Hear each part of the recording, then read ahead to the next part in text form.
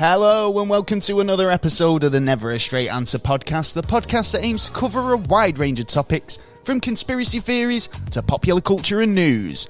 I'm your host Gaz, and joined by satellite link up from a remote, undisclosed location. You know him, he's my co-host, EBE Taylor. Yeah! Good evening, everybody. Welcome indeed. Feels like it's been a bit of a hot minute since we graced your ear holes. That's true. But we are back. We're back with a bang, a power and a kasplat. Big bang time. Yeah, it's like Batman. Yeah, well, I hope you guys are all well. And you're ready for a bit of a super interesting episode, because we've got a perler coming up with you today. So get your kids in bed and your granny tucked in. And cozy up for another epic show. Hey, yeah, make sure she gets her cocoa. Definitely. Well, this week, like I say, we've got a pretty good show. With this week, we're going to be talking about a daring heist and subsequent disappearance of the one and only D.B. Cooper. Yeah, this case has gone down in history as the only ever successful count of air piracy. Yeah. Plus, we'll be playing our new game, The Chain Connections. Very exciting stuff. But before all that, how you doing, mate? Yeah, what have you not been up to? bad. Been up to anything? Yeah, I've been up to a number of things actually. I've been a bit busy, to be honest. Well happy over a new documentary film that I've just spotted that come out at the end of last year. Is this the one you post over on Facebook? This is the one, the Underground, the director's cut, about a guy who dug tunnels for the military, and a load of stuff happens. Now, I remember the whole section from him telling this story, and I've learned a bit more now about his background on his father, who used to work in the Philadelphia Project. Right, and stuff okay, like so that. there is links to kind of secret government projects and stuff like that. That sounds really interesting. So what's it called? Strong links. You're going to drop a recommendation? The Underground, yeah? Director's cut. Okay, and it come out 2020. Who is the director? Do you know? No. Never mind. I don't really look at that kind of stuff, to be honest. Check it out. Make sure you do, because obviously it sounds definitely pretty interesting. Definitely. I've been big on UFOs this week. You told me this, yeah. I know we're always big on UFOs, generally speaking, but you've been doing your homework recently, haven't you? Trying to get into all the UFO stuff. In fact, I think we've probably got some actually really interesting stuff coming up in the next couple of weeks regarding UFOs and the like. So, make sure you stick around for that. You've been up to what have you been up to? Well, I mean, I've had a couple of crazy weeks. Sorry we didn't have an episode last week, but I had some stuff going on. In terms of just like being... we're at home, aren't we? So there's not really much you can do in terms of like, you got to keep yourself entertained, haven't you? One thing that I did watch this week, which was the release of WandaVision, which dropped on Disney Plus. If anyone watched it, I did leave a comment on Twitter, and people didn't really agree with me. Because I said, I mean, I'm lucky. I love all things Marvel. Right. So don't get me wrong. And when I said it was meh, right, I didn't go. I expect it to get better. But one of the reasons, in fact, two of the reasons, I'll give you why I feel. Give it to. I mean, as a story, kind of like when you're watching a new series or anything, usually you get gripped into these things quite easily. Do you know what I mean? Yeah, because they're trying to capture. They're trying to capture your imagination. Season premieres and season finales are their chance to really grip you in the story, what's going on, and all the rest of it. And in my experience of watching TV, which is quite vast, a usual premiere episode or a season finale episode is usually an hour and 10 minute runtime. So I think it's quite of a bit of a dick move by Disney, to advertise that they've give us 2 episodes, and I do 2 episodes in quotations, because what they've actually done there is give us 1 episode and broke it down into 2 parts. So first episode runtime 29 minutes with a 7-minute credit, and then second episode 36 minutes. Now forgive me, for getting me maths wrong, but ain't that an hour? Yeah. So, it sounds like they've duped us there. They've duped us. Yeah, so big time. I think they're thinking more of the profits. It was good. On that It one. was good for what it was. Yeah, and I love the idea, the nostalgia, and the fact that they've made it look like period episodes and all the rest of it. Talk about it, didn't we? It was like we were discussing how there could be something later on that actually benefits us watching. They definitely will be. There'll be like it does. I mean, this is the thing. It didn't seem to have too many clues apart from really meta things. Now, if you're not a diehard fan, you might not notice them, and therefore you're left in the dark. And like I say, you've been told you're getting 2 episodes, but you're not. You're really getting 1, and now you've got to wait another week to actually get any answers. So you know what I mean? It's like, I subscribed to Disney Plus just for WandaVision, so I felt a bit like, oh. Well, and I will never. I gotta wait till next week now. Oh, kid hell. Never mind. And I'm sure there's people who disagree with me. But anyway, those are my reasons. End of. Good reasons, I think. But as well. Captain America's back. Chris Evans. Oh, right. You know, he went old man Cap at the end of the Infinity Wars and all the rest of it, and he basically kind of said he wasn't going to do any more Marvel movies. Well, he's apparently been reported to have changed his mind, and he's coming back to do him. He's reprising the role as Captain America, and he's going to be playing Captain America in some form or another. Who knows? We'll see what happens there. I think that there's a rumour of him kind of maybe coming back to tell the story of him returning the stones. Yeah. Okay. That's one possibility, but then you've also got an alternate timeline where he's living back in the day in the 50s and trying not to be Captain America. Do you know what I mean? And seeing shit going on in the world and not being able to do anything about it, or just doing it. You know what I mean? Yeah, because he had a struggle when he first got delolarized, I suppose. So we'll see what happens there. Also, in more Marvel news, Charlie Cox from the Netflix show Daredevil, all right, has been reported to have been on set of Spider-Man 3. Is he going to be appearing in the film as Matt Murdock? Who knows? We'll see what happens there. So a bit of Marvel stuff. So I've been kind of doing a bit of telly watching and investigating, that sort of stuff. Also, been out taking photos this week. So been a period of time that I've not been shooting much. So it feels good to be back out and doing stuff. If you're interested in seeing any of my photos, there'll be a link in the description. There you go. Shameless plug. Yeah. It's all a shameless plug, isn't it? Yeah. It's all a big shameless plug. Good. Anything else you've been up to? Interesting thing I was looking into, actually. Water. Hey, there's very interesting water, isn't it? It's 2 parts. You know what? It is more interesting than you would believe. Go on. Just found Drop out. A knowledge bomb on us. Well, here we go. Right. Well, it goes into 3 things, doesn't it? Like gas, water, snow. You mean solids, liquids, and gases? Yeah. Well, they've actually found that at certain degrees, freezing it can actually be hotter than a fire.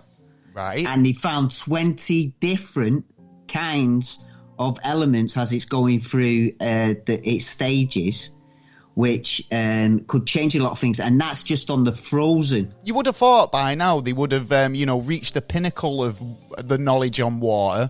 Do you know what I mean? Well, no, because obviously it's got a lot of good properties. I mean, in terms of like keeping us alive, but I mean, in terms of like power, and being able to run. I mean, there's actually a car.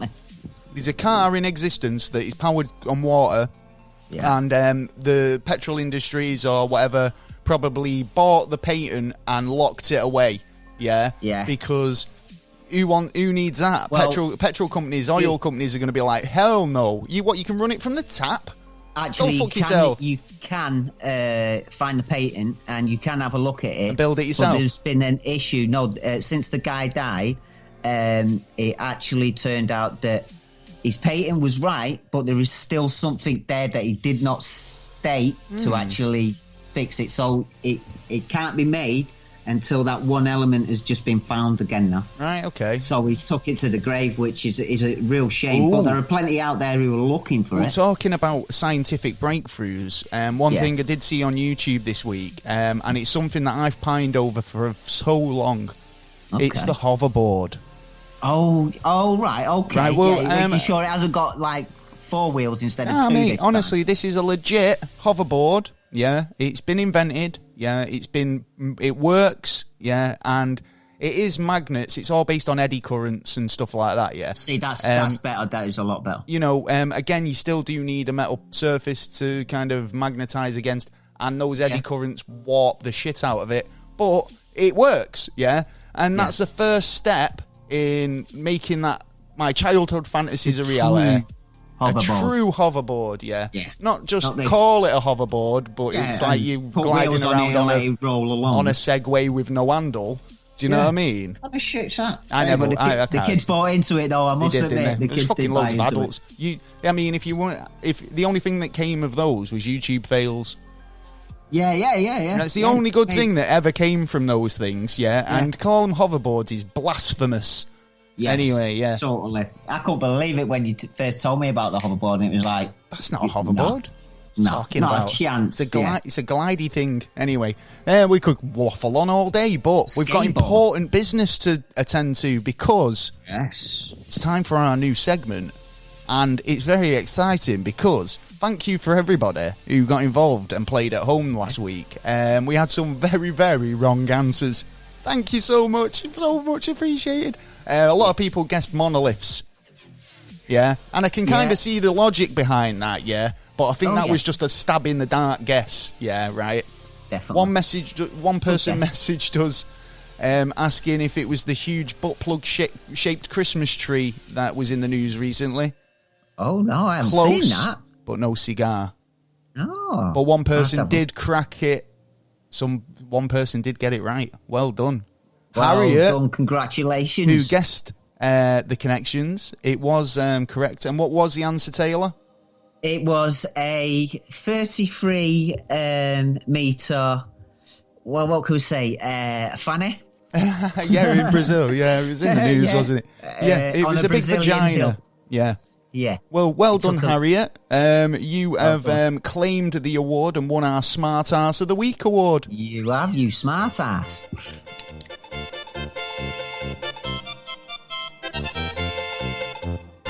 So, well done to you. So we've got a bunch more clues that we're going to deliver throughout the episode. So pay attention, and you might be able to join Harriet in our Smarty Pants Hall of Fame. Oh, yeah. Well, it's well worth it just for that, isn't it? Yeah, definitely. Anyway, so without further ado, what's our first clue this week, Taylor? Our first one, I believe you have there. Oh, is it the audio clue? Yeah, right. Bear with me a second. First. So, just turn this down a second, and this is our first clue for Chain Connections this week. Have a listen.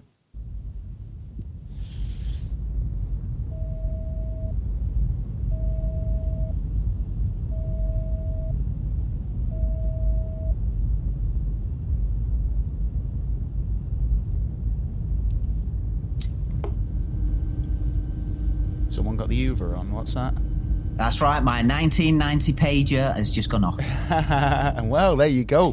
If you think you can guess what that sound is, it might really be the first clue as well. Clue into guessing the answer. So, like I say, clues can be audio, cryptic, and visual, depending on whether we make a video or not. But send us your guesses, and if you get it right, we'll give you a shout out next week. Best answers, please.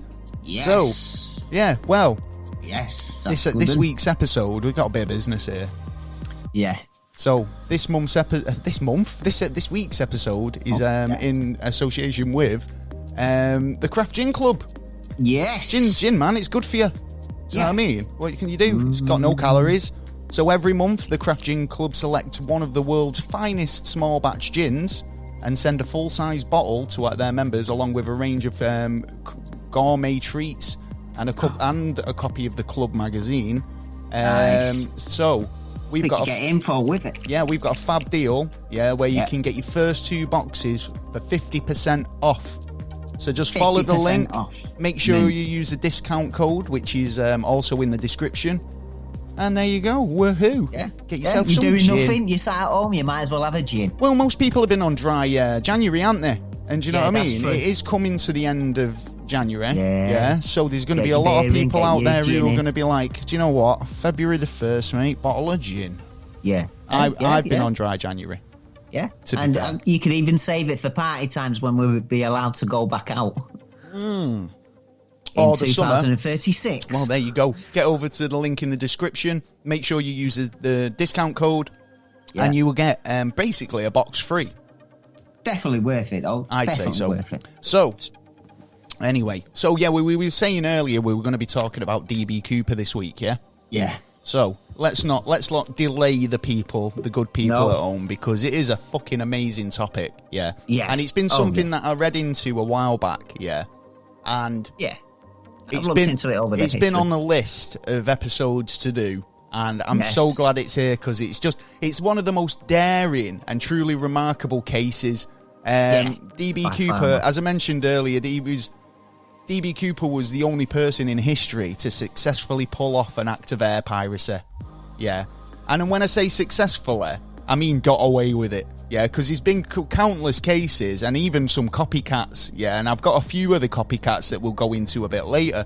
But, it's gone down in history as one of the world's most famous unsolved crimes. And 50 years later, it's still never been solved. No. So, without further ado, here's a bit of info. So, basically, on November the 24th, 1971... a man boarded a Boeing 727 at Portland International Airport, right? Once on board, he gave the name of Dan Cooper. He sparked a cigarette, ordered a bourbon and soda, and he handed the flight attendant a note allegedly saying that there was a bomb in his attaché case. Yeah. Right? So, the name Dan Cooper is expected to, be a pseudonym of, or a fake name. Yeah. Because I don't think anyone would have bought a ticket under their real identity if he were going to rob them or pull off a heist. It was much easier back then, wasn't it? Do you reckon? Yeah, definitely easier then to do than of course, yeah. I mean, look at what's going on at the moment in the world in terms of how people can be tracked down just from a photograph. So, and I think we've got a story about it a little bit later on. But, he's come onto this, he's bought a ticket, and he did buy his ticket. Cost him about $20, I think it was about $18 plus taxes, which rounded it was a cool $20 for his ticket. It's quite nice the idea that you can get on a plane for 20 quid. Yeah. Not these days. Well, unless you go cheapo. So, he basically, no one really ever knew his true identity, right? No. But there have been people who've come forward and said that they do know him or they were him. Yeah. Yeah. There's been a lot of suspects. We've got a bit of that a bit later. So, Dan, or DB Cooper, as he'd become known in the media, he demanded $200,000 in ransom. That was his demands. He was on a plane, yeah. So, I mean, first thoughts is no one carries that type of money on a plane. What was he thinking? Yeah, it depends. I don't know. Oh no, because this is where it gets really interesting. You wouldn't expect planes to carry that amount of money. Yeah, so exactly. I'm sure that even the flushest passengers on board wouldn't be carrying that type of dough. But at 5:24 p.m., Cooper informed that informed them of his demands to be met, and at 5:39 p.m., the aircraft landed in Seattle Airport. Right. Okay. It was more than an hour after, and Cooper basically instructed someone to the pilot Scott to taxi the jet into an isolated spot on the runway. So it's really barely a lit section of the approach, and nice from. It was really kind of out of the way. Yeah. The operations manager, Al Lee, he was the one who approached the aircraft initially in street clothes to try and avoid any, possibility that Cooper might make a mistake or anything like that, or mistaking for a uniform or a copper or anything like that. Yeah. So, he obviously didn't want to spook him, in case he took off again or, just tried to make an escape there and then. He delivered a cash-filled knapsack and 4 parachutes, which he requested. Yeah. Okay. So, firstly, I've started to think, why did he want 4 parachutes? Yeah. Do you know what I mean? Yeah. So honestly, you're making them suspect that there's more than one person doing this heist. Definitely there's more than one person involved. That's how you'd feel, isn't it? Because at the moment, nobody's seen who's on the plane. As an accomplice is there somebody else sat there who's bought a ticket that is involved but is keeping low key? Because at this point, Dan or DB, he's the only guy who's come forward and said, give him a note and said, I want this, or this is going to happen. Yeah, but one of the most important from his side of it as well, it will keep the passengers quiet because they will believe there's an extra 3 people in there. Well, yeah, potentially, who could help. So why do you think that he asked for free? I mean, you think it was just more the fact that he was... I think he did it for them 2 reasons. For a psychological reason? Yeah, I do think so as well, he sounds like a smart man. Yeah. Well, he does sound like a smart man, and there's reason to believe that he might have been trained in a military sense, because, or even definitely a pilot himself. Now, when I was reading into this, I started to think that maybe the cabin crew or somebody on the plane was involved, because the way he spoke and the way they cooperated with him, and basically they helped shape his plan by... Not only because there was fuel restrictions and they needed to land in safe areas, but he's trying to flee the country. And I think at one point he orders them to fly to Mexico. Yeah. So, but obviously I believe as well, it was, this was a time before the load of airplane hijackings that were going on around the world. So this was like one of the first... before all security gets changed, you have that. Well, these were the days when you could literally get on a plane for 20 quid with you could walk on the plane. You can talk to the pilot if you wanted to. So, like I say, he was delivered the cash in a big knapsack. He was delivered the parachutes, and they left them on the AFT stairs. Yeah. Or like the adjoining stairs to the plane, right? So once the delivery was complete, Cooper ordered the passengers and senior flight attendants to leave the plane, right? Okay. So all he wanted was a small amount of people. He wanted the pilots and maybe 1 or 2 other people left as hostages, just to make sure... Well, think about it, mate. It's like, the more people he's got on the plane... Then the more hassle it is for him. But if he's got a small amount of people, he's obviously needs people to fly the plane. But it makes me believe that he actually knew how to fly himself because of demands that he makes, which we'll go into in a little minute. So he ordered that the plane be refueled during the time that they were on the tarmac, waiting for the money. And during the refueling, he outlined his flight plans to the cockpit crew. Yeah. Okay. And this is where it starts getting really interesting because, like I say, it was so specific in his demands that he could not have. He must have known what he was doing. He must have known how to fly a plane, and he's definitely jumped out of planes before, right?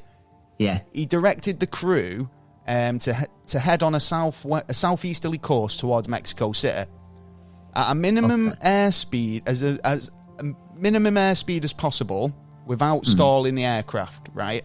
So approximately 100 knots at about 185 kilometers an hour, which is 115 miles an hour, right? At the maximum of 10,000 feet, 3,000 meter altitude, right? So he was very specific about this. He knew his calculations. He further stated that the landing gear needed to remain deployed after takeoff, right? Okay. For as long as possible, if not the whole time. And the wing flaps are lowered to 15 degrees, right? Yeah. So... sounds reasonable, that. So, I know, but the crew didn't seem too kind of phased by that. Yeah. Yeah, because he's not going... he's going... a height of where he can jump out and have oxygen, and there's also the case of he's keeping it slow. Oh yeah, he's not. He's obviously if he jumps out of a full throttle plane, he's going to get fucking woo. He's going to be. Who knows where you're going to end up? Basically, yeah, exactly. So he's smart in that case. That alone. Like, he's thought this through proper. Oh, definitely. You know what I mean? Well, this is what makes me believe that he was maybe a serviceman or something like that, because, like I say, I mean... Maybe fought in Nam or something like that. Do you know what I mean? I'm not sure. Well... You wouldn't have got that much access. You would have got, like... Well, think about it. Oh, mind you, World War II, it's only, like... Well, Vietnam had been. Vietnam had happened. Vietnam and that. So I wouldn't be surprised if he was a vet and he'd had some sort of parachute training. Korean War. Maybe he was. Maybe he had some sort of piloting experience. Yeah. The fact that he knew that he could take off, get this money, and then leap out the plane was just daring as anything, mate. That is some kind of next level. He's got some brass nuts. He's got some nuts, hasn't he? Yeah. So it does sound like he had some training, like rather a pilot, armed forces, or even air force. I'd even go to CIA myself. Well, there is actually some sort of theories that he was a member of the CIA or even FBI. Do you know what I mean? He was too kind of he was very well kept, wore a suit, dark glasses, very clean shaven, and groomed himself. Yeah, he looked like even the photo photo of him depicts him as quite a sharp guy, if you like. Yeah. Do you know what I mean? Yeah. He basically agreed with the crew and made the decision that they were going to land at Reno, Nevada, as they needed another refueling stop. So, told the pilot to proceed with the takeoff, right? Yeah. With the plane this is another request he said. He wanted the plane's rear exit door and the staircases extended during flight. Yeah. Okay. He told the pilot to take off, but the tower said no, on the grounds that it was unsafe to take off with the staircase deployed, right? Yeah. He didn't bother with it. He just went, whatever, yeah, because he didn't argue the point, but he basically would lower them anyway once they were airborne. Yeah, exactly. Do you know what I mean? That's what... He already knew what he was doing. He's like, whatever, mate, I'm going to take off, right? So, at approximately 7:40 p.m., the Boeing 727 took off with only 5 people on board, right? Okay. So you could start to think when there's 5 people on board, he's asked for 4 parachutes. Yeah. Yeah. One of them's innocent. One of them's innocent, the pilot, potentially. Or, well, no, because this is the thing, yeah, because it turns out that he used parachute cord to bundle the money. Yeah.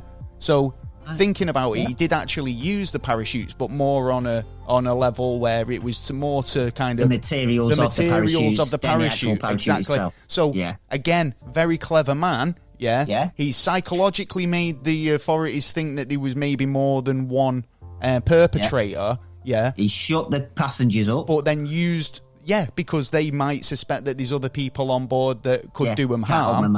Can't make no run or anything. Then used the materials they gave him in that ploy to secure his bundle. Yeah. Crazy. And no one was guessing any of this. The guy was so kind of on it.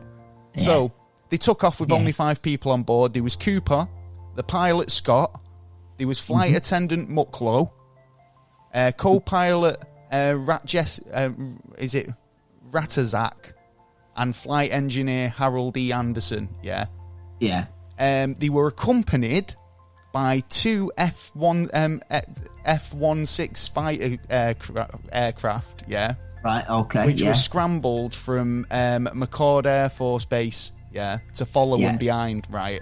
One of them was above, one of them was below, and they needed, and basically even a Lockheed T-33 trainer basically joined them as well, right? Nice. All of these planes were surrounding the Boeing, right? And the best bit is, well, actually, he had to turn around because he kind of started running low on fuel, and had to head back and ended up landing in Oregon. Do you know one of the flight jets? But overall, like I said, there was a total of 5 planes trailing the hijacked 727. Yet none of the pilots saw him jump or could even pinpoint the location where he could have landed. What? Well, you are quite high up there. No, but that's the job. That's what they're there to do. They were there, sent up to make sure that they knew that if this guy jumps out of the plane, that we got him when he hits the ground. Yeah.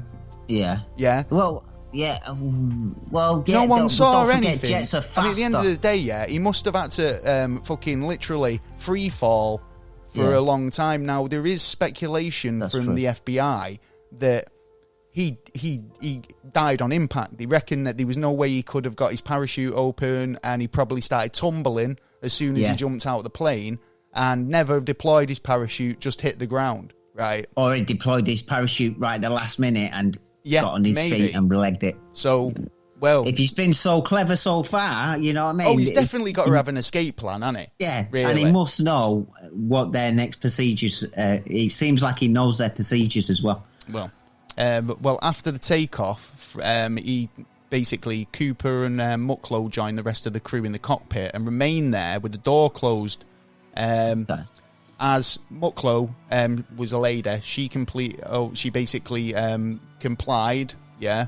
Mucklow observed Cooper tying something around his wrist, around his waist, approximately 8 p.m. Yeah. Right. The warning light in the cockpit started flashing, indicating that the staircase was open. Okay. Okay. Right. Yeah. So the crew basically offered assistance on the aircraft intercom, to see if everything was all right. Because he was actually, obviously there was the two pilots in the cockpit, and then there was Cooper and Mucklow in the and somebody else, or one of the engineers. Potentially the three so maybe the engineer was in the cockpit with the other three, and it was just Mucklow and Cooper on the plane. Well, yeah, in the main cabin area. Yeah. So obviously in the cockpit, the light's gone off to say the stairs are deployed, and he's done a bunk. But there's only one person observing him at this point, Mucklow. Yeah. Okay. So she's observed him tie something round his waist, and then approximately 8 p.m, the warning light flashes in the cockpit, indicating that the stairs have been deployed.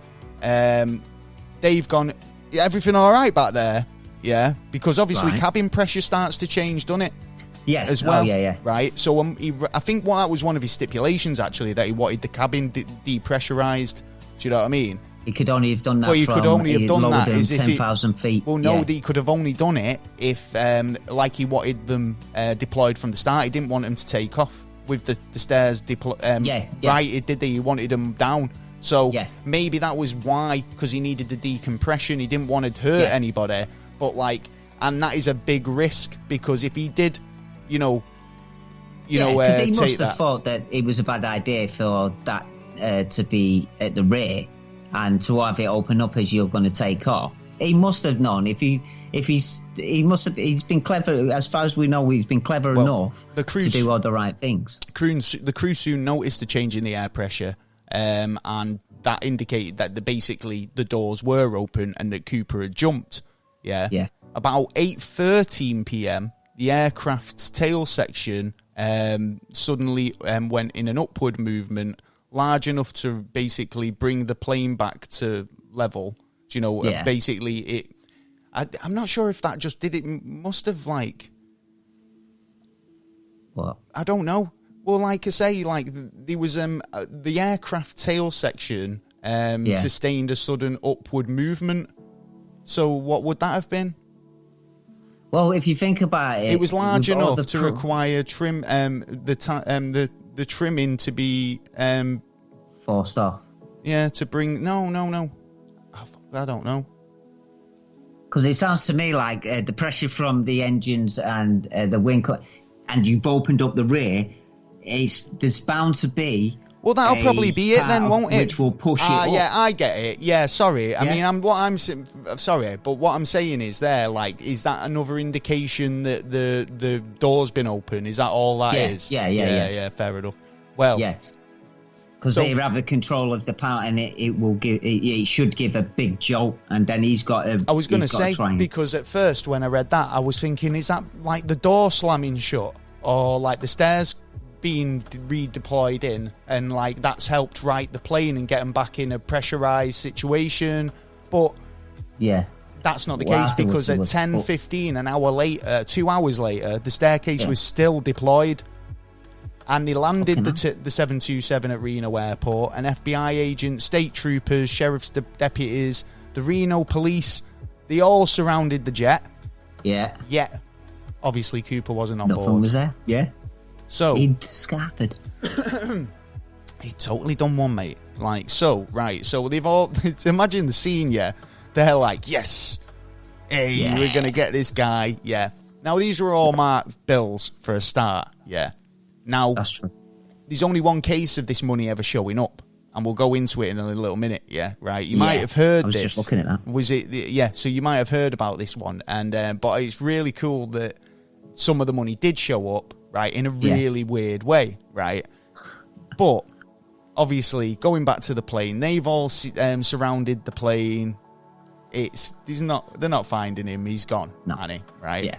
Yeah. They've questioned the staff and the pilot and everything like that, and obviously they're in the cockpit with the door shut, so they've not seen much apart from just, getting his demands, doing what he said, and flying to Reno, which they did. Yeah, so job done. I mean, I do feel a bit kind of sorry for what's her face? Do you know the woman in the rear? Exactly, yeah. Because I mean, that's 2 hours. Unless she got in the cockpit with him afterwards, but like that's 2 hours of being in a decompressed flight where you've got that noise. You'd be buckled up, wouldn't you? Yeah, but to be honest, I would, if I was investigating it, I would put her as one of the suspects. I would as well, actually, and this is what I was saying. There's definitely somebody involved. I think. I think that. Well, I'm not sure. It could be done by one person, but a 2-man job would. Man and woman job makes it more prominent than not, because you're looking at it in different. So who's the woman? Do you think it was one of the? Do you think that there was somebody else on the plane that maybe got off the plane once they knew it was all under control with the rest of the passengers, or do you think that one of the air personnel was involved in it? I think the woman behind, because if she was the last one to see him and she's saying certain things, she could have helped him, or she could have actually took the money herself. She didn't really see very much, considering. I mean, he was there and 1 minute, gone the next. Yeah. But she did see something tying around his waist. But he might have needed help on just a little bit by someone, and I suppose that important bit there would be more prominent than anything he's done on the ground. So, do you think he survived the fall? Because I mean, I think he did, because it sounds like they've done the searches, they've done all the investigations, and they still haven't found him. I think he's done it to a T. Because look how many robberies happen a day, and how many at success. Yeah, exactly. Is the thing. There is going to be a success rate. The success rate is literally zero in this case. In air piracy, like I say, he's the only person in history to ever get away with it. Now, is that because they couldn't catch him, or is that because he crash landed and died? Is this because he was very clever and he managed to evade the police for this long? Do you know what I mean? Yeah, or it could be that the FBI already knew about this and secretly covered it up. Which why would the FBI why would they cover it up? A lot of news, because apparently there's a gentleman who's turned around and said to him that he could do this kind of thing. Oh yeah, and there like is a people kind of betting kind. Oh, you mean like what? I could have done that. Yeah. Oh yeah, I bet you can't. You know what I mean? So it doesn't look good for the agency, so they won't want anyone to know about it. But in another way, it is good for the agency, because it could have been used for training purposes, which, if you think about it, straight after that happened, things were getting worse, because more terrorists decided to use like planes as an object of terror. And then new things were coming, new securities were coming in, like you were saying before about passports. I mean, you could fly anywhere. Well, yeah, metal detectors, all types of airport security, really, isn't it? Well, it's funny because, I mean, even up until 2001, you could kind of get away with going through an airport with minimal security. It was only after, we kind of got to that level of air piracy, like air terrorism, that it was actually, lock down your airports. You've got to go through fucking every security measure going. Do you know what I mean? That's the difference. Which in a way is good, but in another way they overextend it. They're putting us all under one category when you if you put the right things in the right places, you'll be able to find them beforehand. Like the spooks around the world. That's what they do a really good job. Yeah. But they need the money to be able, and the actual equipment to do that kind of job, to get rid of that, instead of putting us all in the same category. Because as you see, when you put us all in the same category, we don't like it. And we're kicked back, and that's a lot of stuff that's going on now. Is we're kicking back and going, look, you're doing this, this, and this. We're paying for this, this, and this, and we're basically all getting fucked, and we want to be sorting out. You know what I mean? Right, like the rich and the poor. Well, which, you know what I mean? Do you think Dan Cooper was any form of real name? Do you think that might have been his real name, or do you think it could have been an alias, pseudonym, or whatever? Because he bought his ticket, he paid for his ticket. It cost him say $20 including tax, under the name of Dan Cooper. Interesting bit, the DB was actually misreported so early on, and it just stuck. So he actually left very little clues, very few clues. Some of the clues that he did leave behind, was the ticket that he used to board the plane with the name Dan Cooper. A clip-on tie from JCPenney, Oh, yeah. Which was the tie he was wearing on the day. And in 2001, they actually got some DNA from that tie, but the case remains unsolved. Interestingly enough, the police actually stopped investigating it in 2001.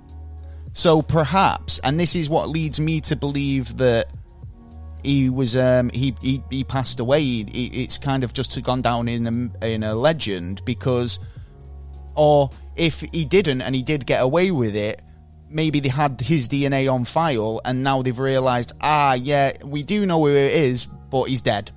So really make a difference.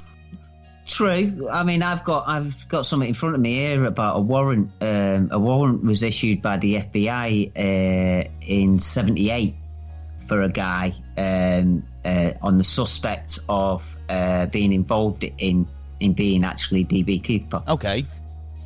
But it disappeared. Well, this is the thing. This is why the FBI are being why being so secret. Well, the thing is, there's been so many people and theories linked to the disappearance, but they've never held up.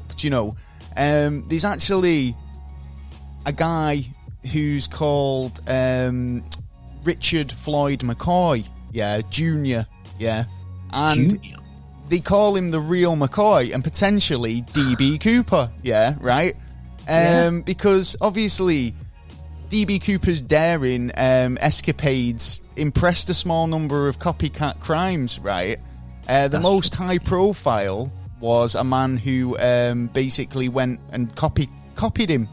He went by in fact the real McCoy, Richard Floyd McCoy. He hijacked a plane in 1972 and parachuted to freedom with $500,000. Yeah.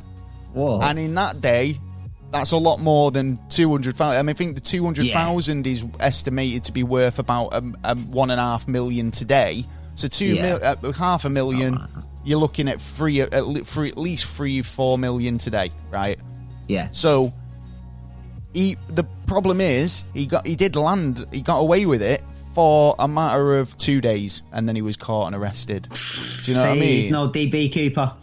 But it continues. This guy, so obviously he committed the heist in 1972. He was convicted of the crime, but then he bust out of jail on August 1974, and then was killed 3 months later by an FBI shootout. Oh, so it could be that the guy was in fact DB Cooper, but we don't know, right? In 1980, there was an 8-year-old boy who found 290 $20 bills on the Columbia River. The serial numbers were confirmed to be bills that were part of the ransom money, None of the other 9,710 bills were ever surfaced. Another theory is that Cooper just walked out into the woods and went back to his everyday life and never resurfaced or revealed his secret. See, that makes me think even more that could it be FBI kind of first training, dares and stuff. Well, I found this YouTube channel. I think the young lads, little adventurers, and they live on the Colorado. Is it the Columbia River? Yeah. And they have been looking into the case of DB Cooper, and they found a few things, and they think they're on to something. Yeah.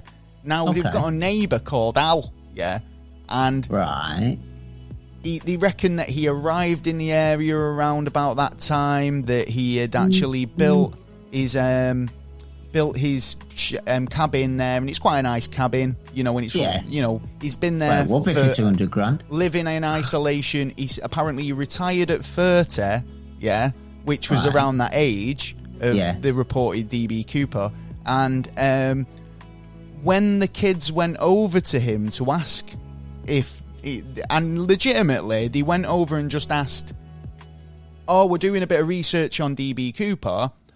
Do you happen to know anything? Because you were around and came into the area at this time. And not asking or insinuating or accusing, he just said, do you know anything about the story? Right? And all of a sudden, he went a bit sheepish and didn't really want to answer the question, and basically said, why have you found something in the woods? And these kids were like, no. And he went, how about a boat ride? Do you know what I mean? And then just quickly changed the subject. The kids were smart enough to realise that he did that, and he was trying to hide something, and bit suspicious. So they've got in the boat, they're discussing it whilst in the boat.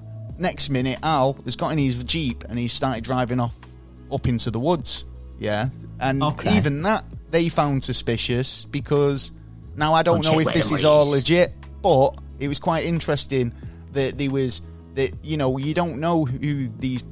If he could have just moved off into the woods, had a nice little off-grid life. You know what I mean? Yeah, it could have been something else. Like that someone's done something. He's done something similar, but not quite there, and he thinks that they're cutting it on, so they're turning around saying another situation that happened that no one solved, that might have spooked him a little and gone, oh shit, let me see if that gun's there where there's no shortage of people who were convinced they know DB Cooper or claim to even be him himself. So like you said, you've just had one there. There's another case of Jack Koffelt. He was the first person who claimed to be Cooper back in 1972. He was a con man with a long criminal history. He was confirmed to have suffered injuries around that time of the hijacking. However, FBI found him so basically inconsistent in his story that he eliminated him from the investigation. Another one, which was basically Barbara Dayton. Okay. This is a really interesting one. So Barbara claims that she underwent a gender reassignment surgery back in 1969. She went under. So Barbara, used to be Robert. Yeah. Okay. And Robert had a gender reassignment surgery back in 1969 and changed his name from Robert to Barbara. Right. Yeah. She later explained to friends how she basically pulled off the hijacking by disguising herself as a man again. Yeah. Yeah. Okay. Doing the job and then escaping, basically reverting back into her womanly ways. Dayton died in 2002, but her friends Pat and Ken Foreman published The Legend of DB Cooper, Death by Natural Causes, revealing what Dayton had told him many years earlier. And the FBI had never taken Dayton seriously anyway as a suspect either. So because why would you do it and spend that money? You say it's going to cost. Don't get me wrong, it would cost to change yourself, but like that's a just to do what? Just to get the money to change yourself back to a fella and then back to a woman. Well, no, he didn't change back into what had that. No. Robert had the surgery, right, to become a woman, Barbara, right. Now, Barbara just dressed back up like a man, to do the job. Right, okay, Once the job was over, I'm a woman, what are you talking about? I can't be DB Cooper. Do you know what I mean? It was like slipped back into her life. Yeah, I think that's what the point was. Well, she must have had a bit more flat-chested then, to be honest. If she weren't going to do any actual changes to turn back into a man to do that. Lynn Doyle Cooper and brother Drew Max Cooper both got the right names, both lived in Oregon. They were raised as suspects, basically amongst the family. Yeah. Amongst the family? Yeah, exactly, yeah. About the hijacking in 1971. Their niece Marie, is it Maria? Yeah. Or Meryl, sorry. Footnotes. Basically cooperated with the FBI and talked to the media back in 2011. Said to ABC News that the week that she recalls her uncle planning something suspicious just before Thanksgiving 1971. Said that they basically took walkie-talkies and left to go turkey hunting. On Thanksgiving morning, Lynn Doyle Cooper, known in the family as LD, returned to the home bloody and bruised, claiming that she'd been involved in a car accident. Oh, so same name, same sort of kind of thingy. There was reason to believe that they were up to something. Yeah, but you wouldn't use your own name. You'd use something. Well, like this is what I'm saying. Yeah, you you use your own name. You wouldn't use your own name. So Cooper, I would even just rule out straight away anybody called Cooper. I would not believe that if you'd done a big bank job and used your name, you would. But then again, use your could name. It be a double bluff? Again, they was very smart. Whatever they were doing. Yeah. Was a smart well, this fella. is the thing. It seems to be a lot of psychology at play. Do you know, in terms of what they were doing? You know what I mean? They thought about it, but in a way that's like, well, if I do this, they'll think this. You know, or so. Yeah, I mean, you're right. They could have been a double bluff, really, couldn't they? Like putting on a fluorescent jacket and then ordering people around. People will take the order because they think you're there for a reason and you're in charge. Well, like I say, after the afterwards, the FBI did a DNA sample on the hijackers. Do you know, on the hijacker with that? They compared it with LD Cooper. LD Cooper's daughter. So you know, there was no match. Yeah, so they dismissed him as a suspect. So they were all dismissing. They're dismissing everyone, aren't they? You got Robert Jones there on that list. I've just got one last one, which is John List. Okay. Right, so this is a pretty insane theory. Basically, you know, John List killed his entire family back in 1971. Yeah. Ooh. The same year, obviously, DP Cooper took to the air. So, I mean, it's quite thingy, but it's like he was captured in 1989 after living under a false identity. So he did escape for John List? Number of years then, yeah. 17 years, thanks to it. He was basically identified money, thanks to a tip from America's Most Wanted. All right. But there is speculation say could have been possibly Cooper or possibly not. But why his name's been thrown in there, back in 1989, the wake of the List high-profile arrest, basically John List was one of many names and number of people that were suspected of being DB Cooper. An FBI spokesman, John Airy, said he will be investigated and then eliminated. Yeah. So, but I mean, it was the fact that he was he was notable. Do you know what I mean? But I think it was more to do with the fact that he could be probably placed in an area around that time, or the fact that he was missing and capable. Do you know what I mean? Yeah. So desperate people do desperate things, don't they? Really? So that's true. Well, I've got this one on the warrant from the FBI. Okay. With his original name is Robert Jones. And I was just having a look at some of his record. It's funny that because that's history. what Robert Barbara changes her name to Robert, or from Robert to Barbara. Ah, see, well, they were forced to resign for some reason in 1971. Who, the FBI agent?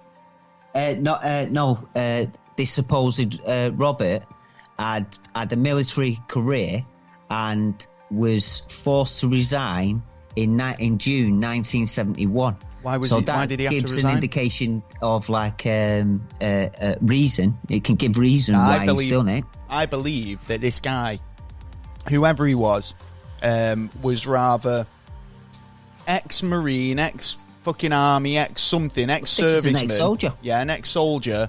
Yeah, he's had some sort of training. He knows how to fly a plane. He knows how to drop out of a plane. Yeah, it just reminds me of that Only Fools and Horses episode, you know, where Uncle Albert's falling down cellars.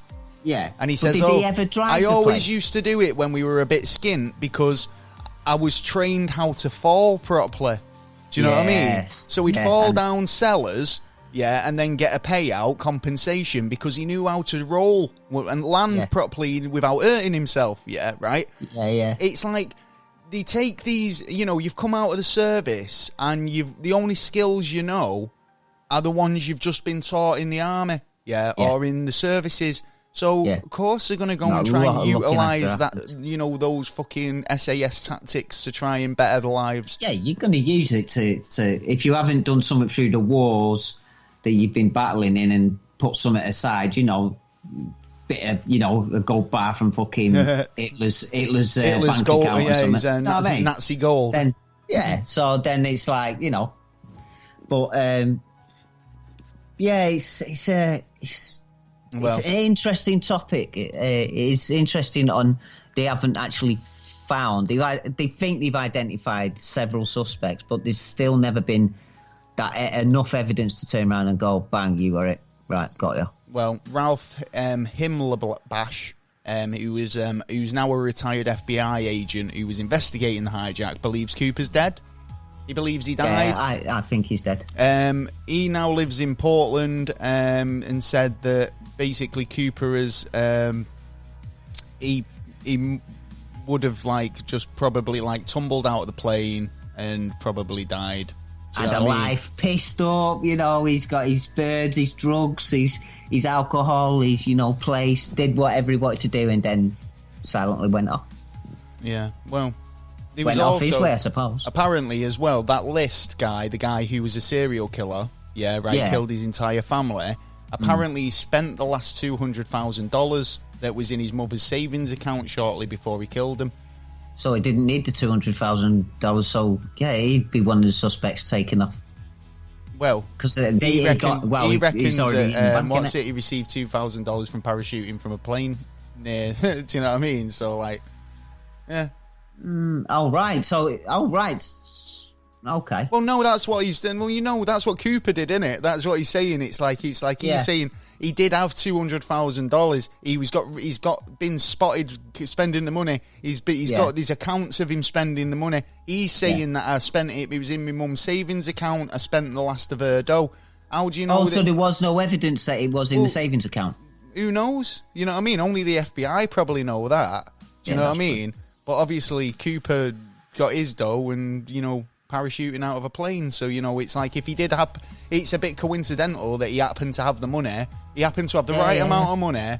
Yeah, he was a suspect. There was probably reasons why he was on the list of suspects. But like I say... Yeah, there you go. Definitely. Yeah, well, right. There you go. That's the case of DB Cooper. I mean, if you've got any queries, or you think you've got anything to add to that, get in touch with us. If you are DB Cooper. If you are DB Cooper, well done, mate.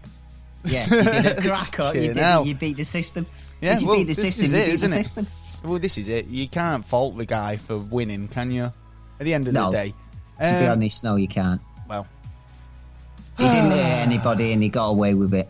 The thing is, I just can't get over how kind of, you know, I love the fact that there was copycats, but the copycats weren't, I mean, one of them managed to do it. He did manage to do it. He got down. He fucking bailed off with the money. He didn't get away with it, though, did he? Yeah, but he was caught. But that's the difference, isn't it? It's like exactly.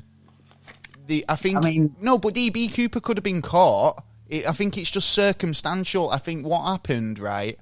That's why I think the FBI knew who it was, and there was other things behind it that we won't know about. I think so too, and it'll probably be one of those things that does come out eventually in some sort of leaked documents or this. Well, look, only today. How long is it before you're allowed to before they declassify stuff? It's supposed to be, I think, like the JFK case. I think it was 85 years, something like that. Okay, so we might find out in another 35. Yeah, but it went back to I don't know, a group, and they turned around and went, no, it's still too raw. We classify it for another 10 or 20 years. So they can still turn around at the end of that time and go, no, you're not saying it. Got backache here, sitting down. Hey. See, that's what it does. I know, yeah, podcasting. We put ourselves through pain for you guys. No, I'm joking. Yes. I'm only messing. But we love it. Well, there you go. That's DB Coupon. Hope you enjoyed it. It is a great mystery, and I do urge people to go and read into it a little bit more. I think there's a lot more to it than we. This is the problem with having only a set amount of time. You'd love have these people out there, and I've been doing a bit of research on this, and these people out there who've devoted years to trying to find out exactly what happened, and it still remains unsolved. So you can't do everything, can you? Well, and on that note, moving on, I believe that you have another clue for us, Mr. Taylor, don't you?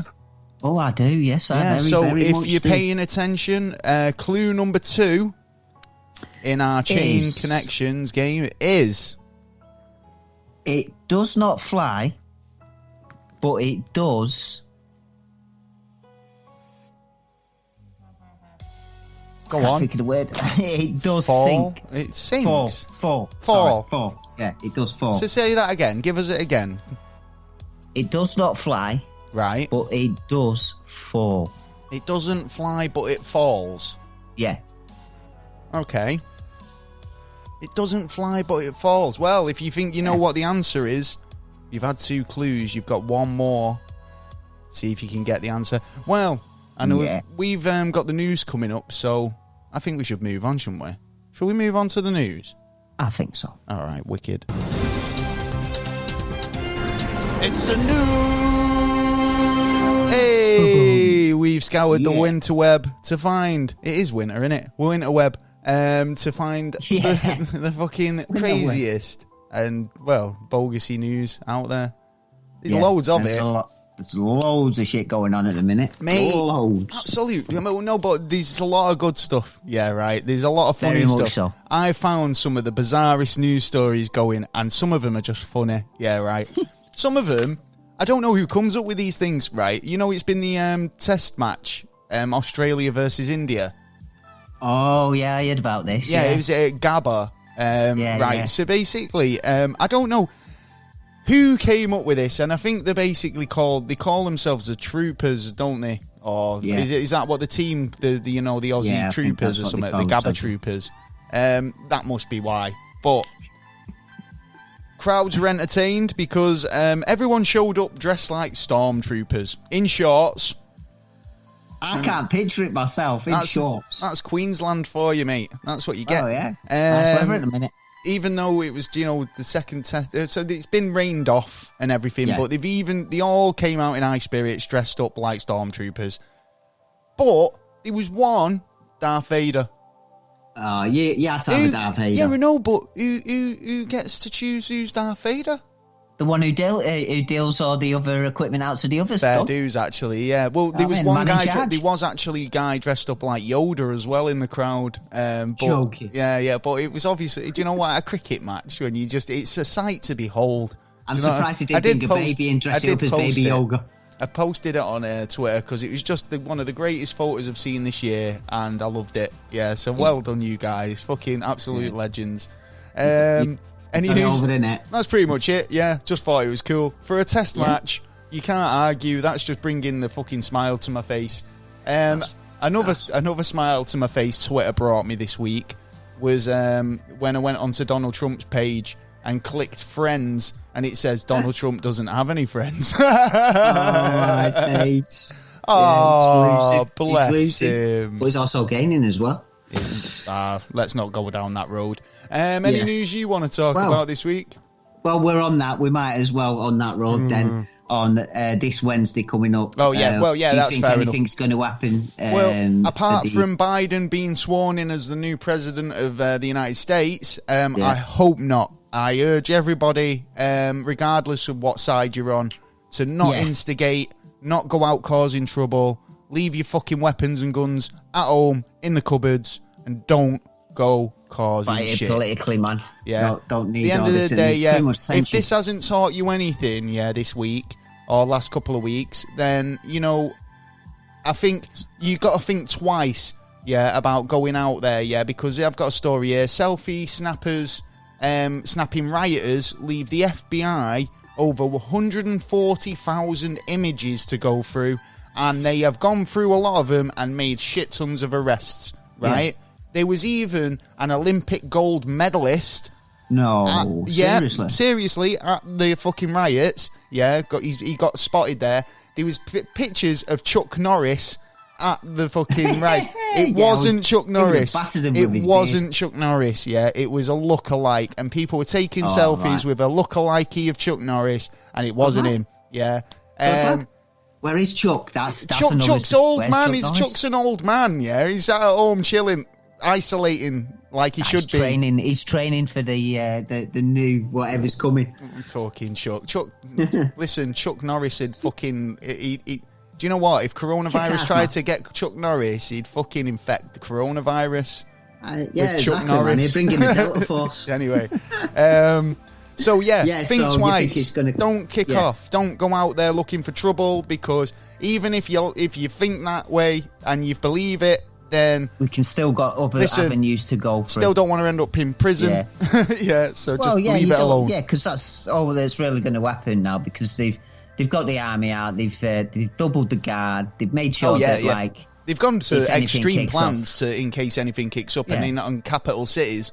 And you will get caught and done in that area. The problem is, the Capitol in Washington is heavily, a bit more fortified than, the House building, It's more fortified than most of the other Capitol buildings, So, in the past, they've, in the last couple of months, they've had no problem storming those buildings, No. And you won't even hear that shit, right? Yeah. But there were plans on kidnappings, kidnapping people, all types of shit. Different route. That just goes down to... but what I'm saying is, it's like some of the smaller capitals are a bit more vulnerable compared to the bigger ones. So, I think, they've put a lot of more security measures in place. Yeah. Who knows what's going to happen? I implore people to just stay safe, stay at home. We know you're pissed off. Oh, you want to change. I'll give you this one. I'll just listen. I don't want to piss anyone off, and I don't want to get in. I don't want to take sides or anything. Yeah, right. But what I will say is, it's better to be pissed off than dead. Yeah, and I'm a Trump fan. End of. I just think it's somewhere along the line they're winning now because of this shit going on. So we need to back off and reevaluate the plan, but a plan that we can that people can move forward and actually. Well, this is the thing, right? A couple of weeks ago, there was nothing to say that Trump couldn't have run again. Yeah, exactly. In 4 years' time, all he had to do was concede. Yeah, and then in 4 years' time, he could have run again. Yeah, and who knows? He might have won. Yeah, he might have won it. Yeah, because you're still allowed to serve 2 terms, right? Yeah. Now he's got a following. Now, all it would have took was for Biden to rather do a good job or a shit job. If he did a shit job, Trump's back in. Yeah? Yeah. Right? That is very true. All he had to do, back to the old ways, all he had to do was bide his time, concede, say, okay, Biden's won this one, and he could have had that opportunity to run again in 4 years. But as it stands, he's the first president in US history to be impeached twice, and... Do you know he can still run after the impeachment? Well, I don't think he can. I think because they have to have a vote afterwards. I think Trump's more bothered about his brand at this point, because he's had all of his sponsorship deals revoked. He's been told that the PGA Tour have scrapped his golf course in plans for the next tour, which has probably hurt him big time because he's a big golfer, right? Yeah. So the PGA turning around and saying we don't want anything to do with you is a big thing to him. Yeah, right. I think he's more bothered about how his brand's been tarnished than the fact that he's been impeached. Do you know what I mean? So just gives him the chance to build it anyway, up again. Like I say, just be safe, people. Don't do anything too extreme, and you know, we'll all have a fucking regard the consequences of your actions. Exactly, because they will be. Well, I've got more of a more light-hearted. Well, let's say it's more light-hearted. Yeah. This is appalling, mate. This is absolutely appalling. Brexit. A driver who's been out there doing his job, driving stuff about, as usual, making his deliveries. He had his sandwich seized at the Dutch border because apparently, the Dutch border? because apparently his ham sandwich was illegal. Oh, yeah. It didn't fall under new EU rules. So the driver basically was shocked. But under new EU rules, meat and dairy from outside the block will be confiscated and destroyed. Oh, so he was there, bought his lunch, and probably his wife's made him a lovely ham sandwich. Well, he did laugh about it, but you know what I mean? He basically travelled from the UK and had his ham sandwich confiscated by a Dutch border guard. It doesn't surprise me, to be honest, because you're wants to rip up the plans now that we've done. So we might actually be still moving on to world trade. Well, isn't that what Australia's got? Yeah, but they've got slight agreement with Europe. So if they could do agreement with Europe, Japan, fucking Canada, why couldn't they do it's just funny though. It's just funny though, because do you think they're just going to be like, nope, nah, chicken out, you ain't bringing that shit in there, mate. Yeah. New rules. And it's like, well, nah, I bet they had pleasure in saying it because it's so ridiculous. Do you know what I mean? Yeah. It's like, I'm consuming the sandwich, man. Can I eat it here behind the border, or do you have to confiscate it? Do you know what I mean? We do you that not just 2 weeks eat ago. that. What? Didn't we do that 2 weeks ago on the border? What? Someone coming in and he went, no, sorry, mate, I've got to take a sandwich off you. Probably. I think you reported we started it 2 weeks ago, maybe. And he was like, these are the new rules. I am drawn to a good sandwich story. Do you know what I mean? If it's a lovely sandwich story with a great filling, then I'm down. Do you know what I mean? Cheese. No man takes my sandwich and gets away with it. No. So you're talking about Australia. Give me the butter. Talking about Australia. I mean, and borders, and obviously the fact that, you know, things crossing the borders and being a danger or illegal. Yes. And there's a racing pigeon over in Australia at the moment, a US racing pigeon. It survived an 8,000-mile trip across the Pacific. Oh. Wow. Yeah. Hey, you were knackered, weren't you? Well, it should have gone the opposite way, because the bird's being fucking destroyed, apparently, because it's on death row. It's on death row, mate. It's like, nobody knows the trouble I've seen. Nobody knows the problems. It's like, I'm just a humble pigeon, man. I just wanted to fly really far. The thing on this is, though, it's natural thing to fly wherever it wants. We shouldn't be... Yeah, we shouldn't be imposing border patrols over on fucking pigeons because it's crossed the border. Yeah, but I do see why. But why? At the end of the day, the species is going to move to wherever and we shouldn't actually interrupt and react over it. We should just deal with the matter at that stage, to be honest. Oh, it's not fair, I don't think. They shouldn't be able to do that. What they should do is say, like, if it's a racing pigeon, then let it go home. These racing pigeons always find the way home. I'm sure, exactly, let it go. What's the worst they could do? What, he's going to go down the road, the crocodile's going to eat it, and then it's like the crocodile's going to turn into some kind of fucking puss monster. Well, apparently, it was flying from Oregon, and what was it? It was supposed to go from Oregon to Alabama. Yeah. Oh, it weren't Mike Tyson's pigeon, was it? I'm not sure if it was. No, it was Mr. Selly Bird, I think. A Sealy Bird or something. I don't know the name of the guy. Kevin it's not that Sealy one Bird, that went with 1.4 million. the quarantine officers were now confiscated it. I think I think that's a bit out of order. I'm not sure, right? So it was supposed to go from Oregon to Alabama, but obviously veered off and ended up in Australia. Yeah. Why can't he just collect it? Why can't it get quarantined, put it, or even let go? And I mean, these racing pigeons are smart. They travel home. Do you know what I mean? Done the damage, and who's to say he won't come back again? That's true. Oh well, that's a These are the things you got to think of: the security and the wildlife. But we know. But talking about the wildlife, I mean, they've lost a lot of. Australia have lost a lot of wildlife this year. Do you know what I mean? Koalas are they're actually classed as endangered species now, and I'm not saying that's their fault. Yeah. But at the end of the day, like you said, a bird. It flies, right? Yeah. You can't help. Should have the freedom. How we have do no you right. know that birds aren't flying into your country, into the outback every fucking minute? Yeah, right? And just flying about. Yeah, you don't. It's life. Yeah, that's life. Life will find a way. Yeah. You have to deal with it at the end of the day. We're stepping on their ground. I'm sorry. Have you got a passport, Mr. Pigeon? Yeah. Sorry, you can't. Have you got at least $5,000 that you can invest into the economy? Otherwise, you can't come in. Sorry, you're being put on the next flight home. For you, my son. Never mind. Straight to the pigeon. Any news for you? I love Australia.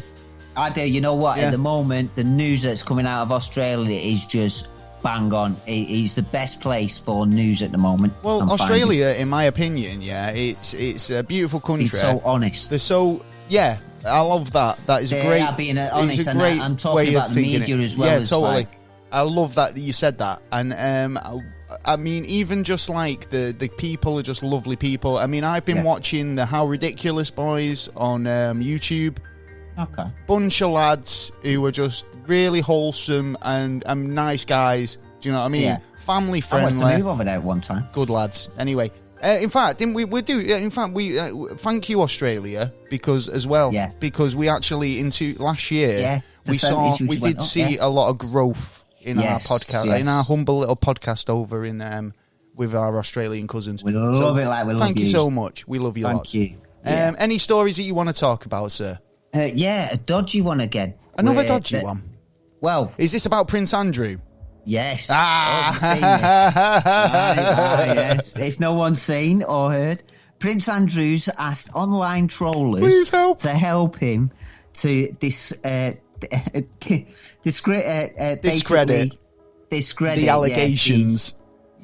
Of that sex. Of that picture. Yeah, he did it. I don't buy it.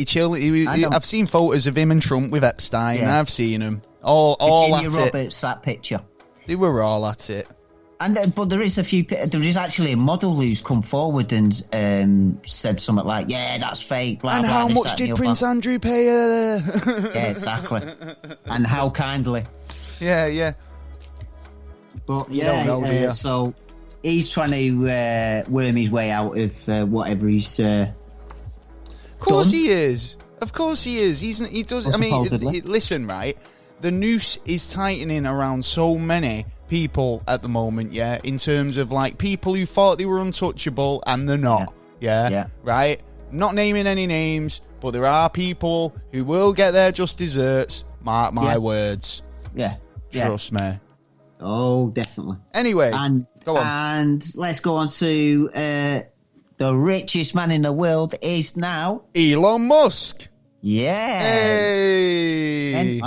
Well, as we were saying yesterday, right, we're having a discussion about billionaires and social responsibility, right?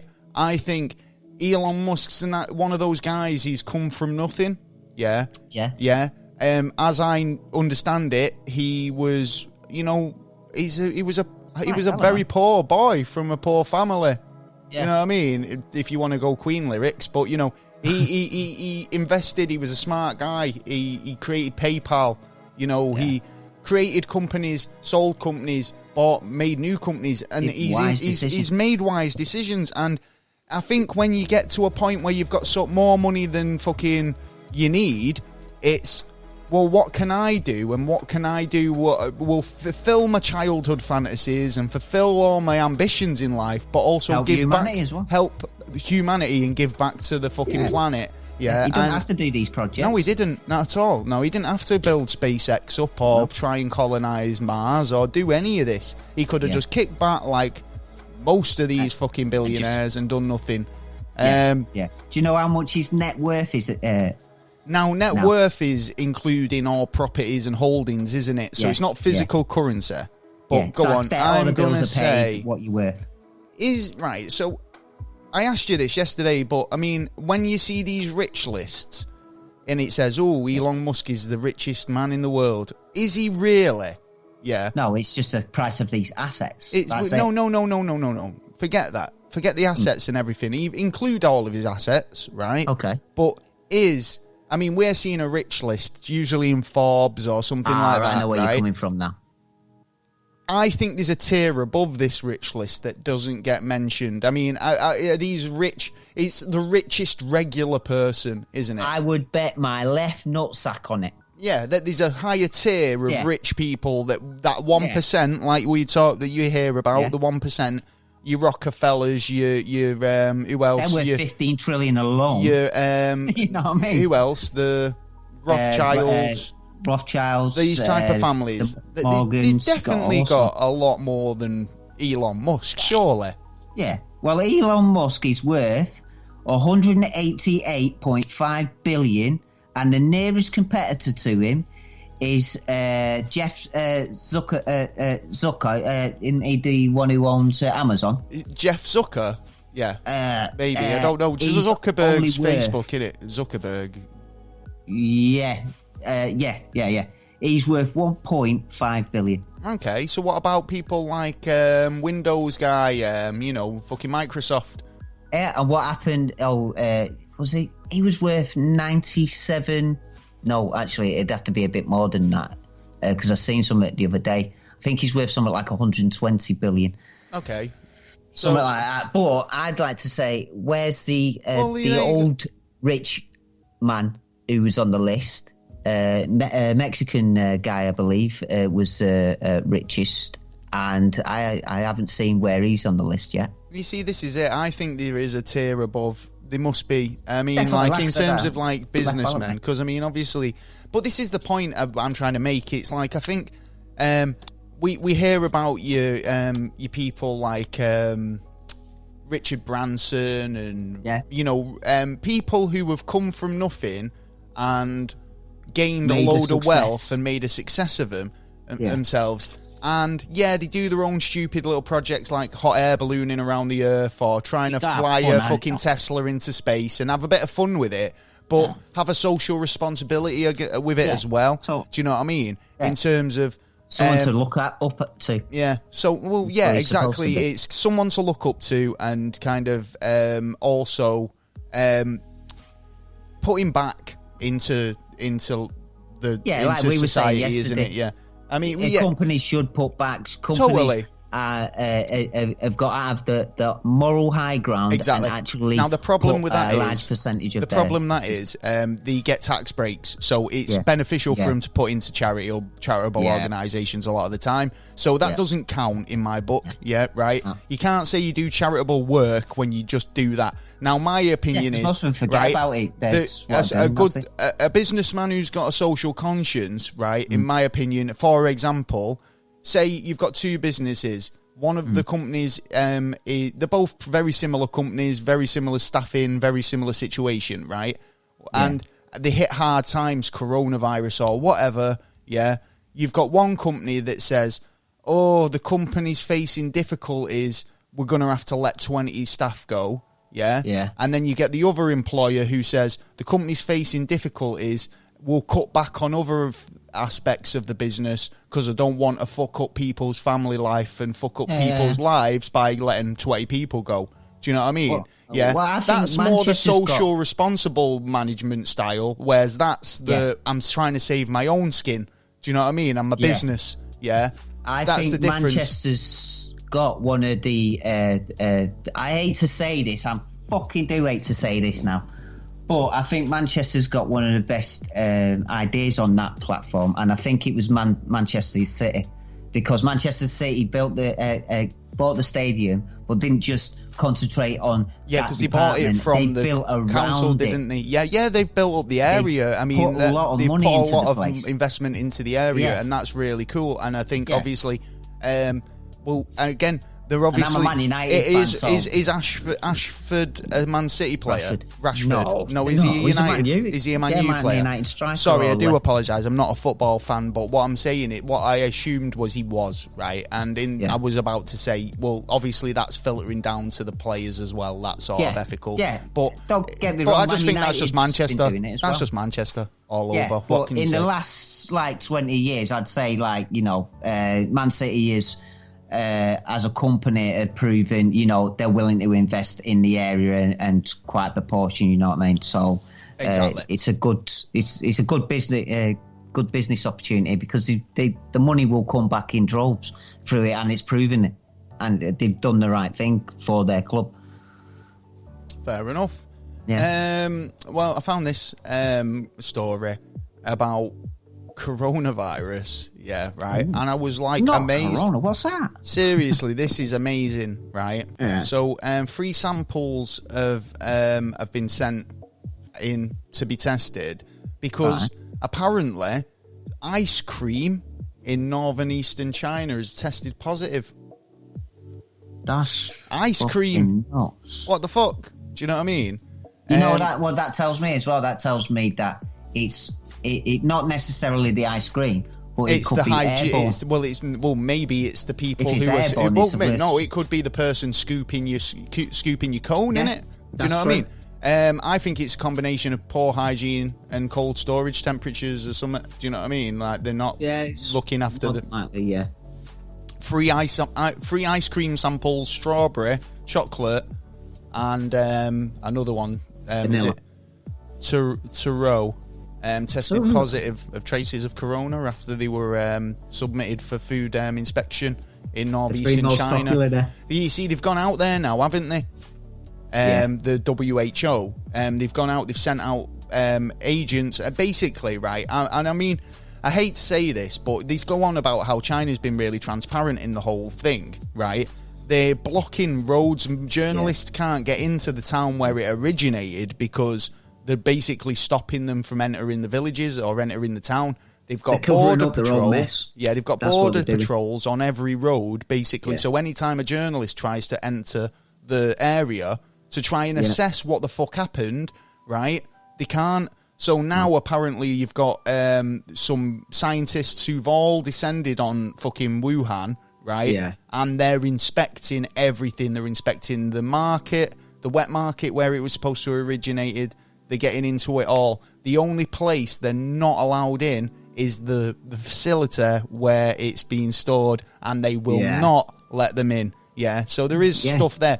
But when it's coming into foodstuffs, it's like, what the fuck? It's like ice cream. Do you know what I mean? Yeah, but I think they're seeing it's dairy product. The problem is to us, not to them. They've started a problem which they can actually take. If you think about it, the population.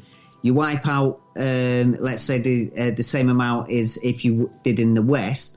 They've still got a shitload of population there. They won't care. That as long as they get what they want, there's no consequences. Yeah, I suppose. You know what I mean? It's one of them as well. Don't forget, countries are still fighting against countries. It's just done on the quieter term. Well, it's like we've got too much to fucking deal with at the moment, isn't it? Yeah, so there's far too much on the plates for every country at the moment, and it just doesn't seem to be getting better at the moment. But hopefully, as time goes on, it's gradually everything will get sorted. Anything you want to talk about? I've got a couple more stories coming up, but there's one there. If you are arriving in England, prepare to sit in a hotel for 2 weeks. When's this from? Because I know people who were planning on coming into the country at Monday night. And how long's it going to be lasting till? Till 15th, up to now, 15th of February. All right, that's not too bad then, because I know these people who've made plans to travel into the UK for holidays and things in the coming year, And, you know, I'd hate for people to have to kind of cancel the plans and stuff like that again. It's always the way, isn't it? You always get geared up for stuff and then it's like a fucking...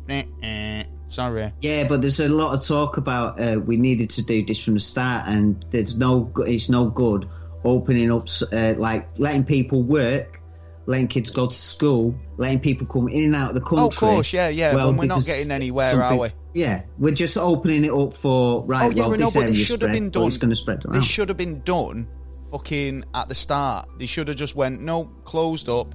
Now, you've got places like Australia, which we've talked about tonight, but like Australia's got a really kind of good advantage when it comes to corona, because even though they've got, you know, a large population, it's quite small for the country. In social distancing terms, they've got it boxed off. Do you know what I mean? Just go out to the outback for a couple of days. They even like just generally they're quite far separated. It's not like in the UK where we're stacked on top of each other, like literally. Do you know what I mean? In the average mile radius, how many people live in a council estate? We've got flats and kind of even cottage flats where you've got a house which is separated into flats. You know, then university dorms and like exactly. I think in the UK we're all on top of each other. We haven't got spare land, you know, to social distance. Do you know what I mean? So it is kind of bizarre. And even in supermarkets and stuff like that, I do feel like we are still quite close to each other. Do you know what I mean? Like, well, you know what? There was talk that you wouldn't be able to go out and actually go to the shops. There was talk that you could only get your food and stuff I do believe online. that there was some harder restrictions being proposed, but I'm assuming that they didn't go ahead because... No, not at the moment. Well, I mean, I know they closed the borders. It's still going to be one of them categories for future, just in case. Yeah. But in that case, that just starts a whole different problem, because at least in Britain, 8 million people need to use cash. Yeah. At least that's what it's been calculated at. So they're going to have major issues, and then you're just going to start more problems. You know what I mean? I think that would be a hard line. Okay, fair enough. Well, I've got this story. In fact, I need some extra different music for this because, unfortunately, I've got this story here. Yeah. This man, he owns 321 million in Bitcoin. He should be happy. I know he should, but he can't access it because he lost his password. What a muppet. Well, that were a great reason to have Bitcoin, was it? Stefan Thomas has 2 fucking guesses left before he's locked out. Oh, poor bastard. I know, yeah. Oh, it's man. Like how many? It's like you can only guess so many times, can't you, on these certain things, and otherwise you're fucked. So basically, Stefan Thomas, the founder and CEO of Micropayments System, basically a service that he has, has 320 million worth in Bitcoins, but he can't access it. I'd be wounded. Do you know what I mean? Wounded? I'd be suicidal, mate. So the San Francisco developer and CEO was an early adopter of Bitcoin back in 2011. Produced an animated video explaining how to, basically gain it and how the currency works. For his efforts, the Bitcoin enthusiast was awarded 7,002 Bitcoins for his work, right? It's a lot of Bitcoin, right? Like I say, it's worth over 3.5 million, right? Or 3.21 million, yeah? Bitcoin, I think's just gone up to 27 grand a Bitcoin. Well, you have an iron key, it's called. The iron key gives a user 10 goes on the password before it encrypts it permanently. Yeah. So if you got my email address and I had Bitcoin and you tried tapping my Bitcoin and you got my password wrong 10 times, I'd be locked out of it. No fucker would have Bitcoin. Yeah, right? Yeah. He's tried 8 guesses. I'm assuming he might have even guessed his... I mean, I wouldn't. I'd leave it. Why is he guessing? I wouldn't guess. If you'd have something like that, you would have it written down. I'd have it fucking tattooed on my fucking arm. Oh, of course you would. To. You know what I mean? It would be in important place. Well, he's just going to have to wait until he actually finds it. I wouldn't even attempt it. Yeah, until you were 100% sure. Do you know what would happen? Yeah, right? He'll probably have a dream or something one night. Yeah. He'll be in bed. He'll be lay there at night and go... Pictures on your phone. Oh, fuck. I know it. Do you know what I mean? Yeah. And he'll crack it. He will get his money back. But don't do it, mate. Don't try and attempt it if you don't know it. Leave it alone until you actually know the password. So you know what I mean. But it is kind of weird that obviously. Well, where does that money go if he doesn't claim it or he gets locked out permanently? What happens? It goes to the guy who made up the Bitcoin. I'm assuming it goes back to the place where it's come from because they're the ones who were holding it for you. Well, I'm hoping that he can get onto him and change his password, maybe. The thing is, it might actually be 10 times worse for him now because more and more countries are making it illegal for it to be used. Even having a Bitcoin, you can be arrested and charged and sent to prison for it in certain countries. So as time's going by, if he doesn't find it, which let's say in the next 3 years, he's more than likely, when he does find it and cracks it, he'll be arrested for it. Well, he says he's tried everything. He said he'd stayed up all night trying different ideas on how to recover it, or just like staring at the ceiling for hours. I've got an idea. Why don't you use a hypnotist? Yeah, good point. Yeah, get onto a hypnotist. See if you can kind of pull it out that way. I won't do it in the first go though. I'd do it, try a few hypnotists and see find what out. the recurring password is. You might not be telling the truth, or your mind might be because he could just turn around and say to him, and as soon as he say to him, it sparks it in his head, and he goes, "Oh shit, yeah, of course it is." Do you know what I mean? Could they? Oh, I just thought it was such a fucking. Oh, would you be wounded, wouldn't you? Yeah, meditation. Meditation's good for that kind of stuff. Can you borrow me just a tenner? I've got 3.5 million. I just can't get it. I owe you what? It's one of them, isn't it? Where it's like, all my money's a bit tied up at the minute. But for the next 20, 30, how long am I going to live? A couple of years, yeah. Well, this is the thing, isn't it? Cryptocurrency, it's not physical. This is it. No. You see, it's coming your way. My new currency will be hitting the market soon. It's called Fizzcoin. Fizzcoin? Yeah, Fizzcoin. Fizzcoin? Fizzcoin. Another fucking coin. No, there's going to be that many coins on the fucking... Fizzcoin's a physical coin. Yeah. It's not. It's called money. Yeah, I agree with that. It's called money. Totally. It's got the Queen's face on it. Cash is king, and it always has been. Although now... It doesn't have to be now. Digital wallets are dangerous, man. It's like you could have you could lose everything or just have it turned off on you. Do you know what I mean? They basically say it's not even that. It's the case of all this technology that's come forward, and you're more and more attached to the government knowing things about you. Who's to say in 20, even 5 years' time that Hitler doesn't turn up in there and then. Yeah, exactly. You don't know who's in charge in the future. We haven't had exactly a great record. We've had a reasonable record, but no country's never had a really great record of running it. So the one at the top will do it. Who wants more greed, will use it against you. I was looking into revolutions the other day and to see how many. Rick, do you realise? You see, everyone's all up for having a revolution. Yeah, I tell you what. Do you know what's his face?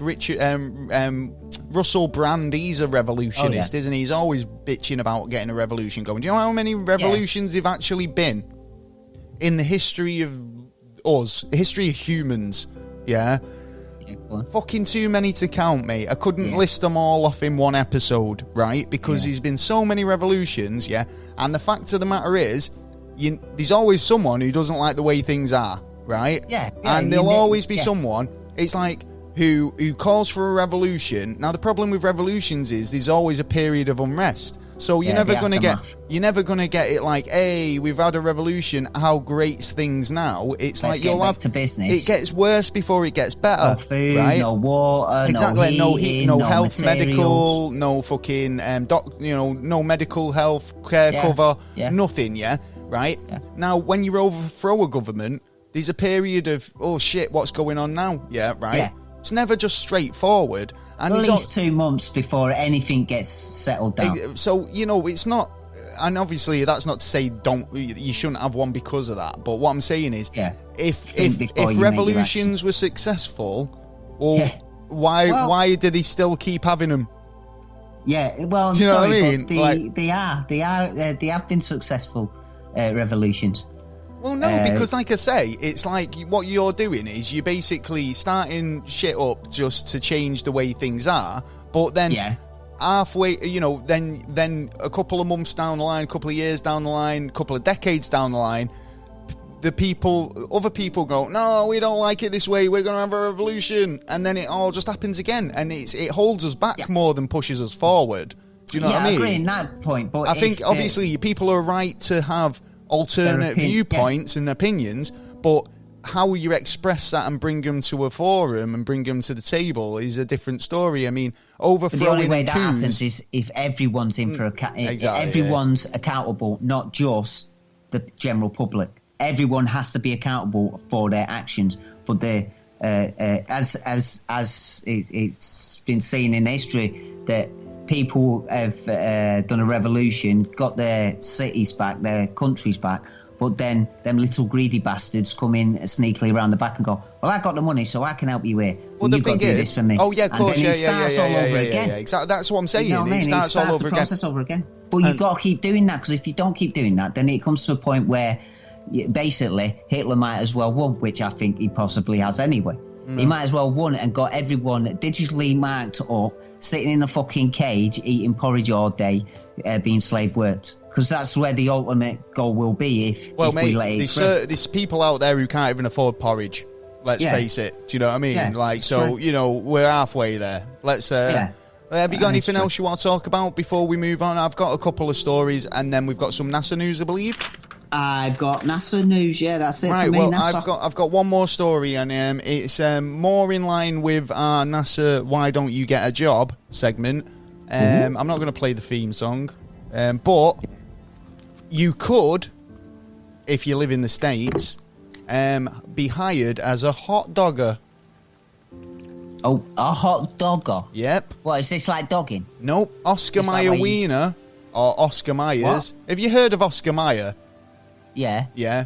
Everyone loves Oscar Mayer wieners. Yeah. That is what I truly love to be. We don't have them here in the UK, but fuck me, I know the song. Yeah, right? Because it's a brand, man. It's a brand that's pushed. We don't even have them here. Yeah, right? No. Know the song, though. Yeah, right? Yeah. Well, I do know, for one thing, that Oscar Mayer have had a long-standing promotion of a Wienermobile, which is... Yeah, legit. It's a hot dog-shaped vehicle, right? Which they drive around to promote the brand, Oscar Mayer Wieners. Yeah, right? And they're hiring at the moment to be a hot dogger to drive the Wienermobile. What the fuck? So if you want to go and sit on a hot dog... Now, if you want to drive a hot dog car, it's like fucking, like, amazing opportunity. What are you talking about? That's like that guy at #1 at the charts at Christmas who drives a fucking, shed. He drives a shed? Yeah, they've won 3 years on the run. Just general public. Okay. Yeah. And which I think it's great that he's done it. Well, this is brilliant. I mean, it's some people's dream job, this. If you want to apply... you can apply. The deadline is the 31st of January, so you've still got a couple of weeks to apply. If that's your dream job and you've always wanted to drive the Wienermobile, this is your chance. Get in there. Yeah, right? I'm not joking. The Wienermobile, mate. I drive that shit all day. Oh, mate, you want to see it as well. It's like a fucking bus. It's a big hot dog bun in a bun. Yeah. I'm just picturing like a hot dog from one end to the other, and you've got a couple of wheels on each side with the fucking buns on the side. No, it's not got buns on the side, right? But no buns on the side? No, but this hot dog, I mean, it's space age as fuck, yeah, right? It's 27 foot long. It's a hot dog-shaped vehicle, right? So the Chicago-based company is looking for to recruit recently college graduates to take on a year paid job. And this is crossing the country in the iconic 27-foot long hot dog mobile, the Wienermobile. So, if you do apply for the job and you get the job, please tell us. Yeah, right. Yeah. Please send us photos because we want to see you in the Wienermobile and help and know and that we helped you get there. Do you know what I mean? Yeah. It's a lovely thought. Anyway, yes. Oh, it's a beautiful sight. If I saw the Oscar Mayer Wienermobile coming down the street, I'd fucking raise a smile. I'd probably. There's one round here actually. They've painted up there. No, not the Wienermobile, but they've there's a guy who's painted up his van to look like the Mystery Machine from Scooby Doo. And it's it always makes me smile when I see it drive up the road because I'm just like, hey, there goes Shaggy and Scooby off on another adventure. I've seen an 18 van lately. Oh, that's cool, man. This is the thing. I think nostalgic TV vehicles or any sort of bizarre vehicle. Cool. Yeah, awesome. Man. Yeah, it gives a bit of variety, doesn't it, in the street? You don't see it every day. What would you rather be driving around in? Yeah, a shitty Ford Focus or a fucking like a bog standard hatchback or a Wienermobile? Come on, which is going to get you laid? I'd go with a Focus, mate. Yeah, which is going to get you laid, mate? You go, listen, you seen the size of my hot dog car? Yeah. You want to see the size of my hot dog?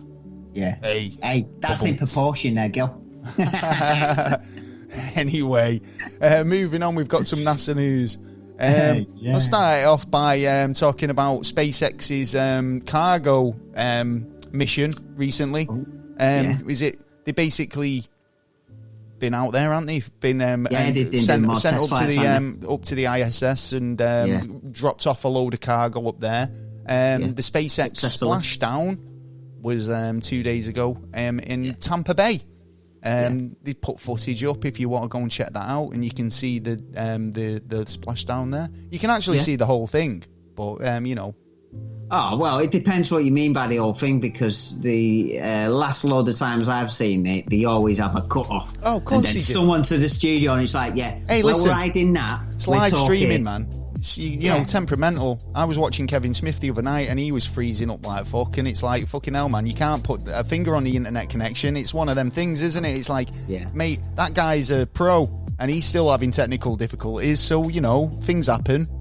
Yeah, but mostly these days, technical problems means something else. It wasn't my fault. That's what it means, generally speaking. We're hiding that big spaceship that's just in the corner that's been hovering over Earth for the last 50 years. Oh, yeah, well, yeah, that's usually what NASA... Know what I mean? You see, this is the thing about SpaceX, right? Because they claimed when they first emerged that they wouldn't do that. They said, we won't cut off, we'll show you everything, we won't... But now they're partnered up with NASA, you see. Yeah, exactly. So I'm sure Elon Musk's been signing a meeting where they went, no, you can't do that. We've got to do that. Yeah, we're sending a card with we'll cut it off when we fucking want to cut it off, all right, Elon? Right, yeah. When we press that button He's got power, but they've got more power to stop him. Well, that's the problem. They could easily take his Nova license away from him. I don't think they'll do that. I think they need SpaceX, mate. I think the whole what's NASA done in recent years that hasn't been super accelerated recently through all this interest with SpaceX and his even developments. Countries are building bigger and better. Of course.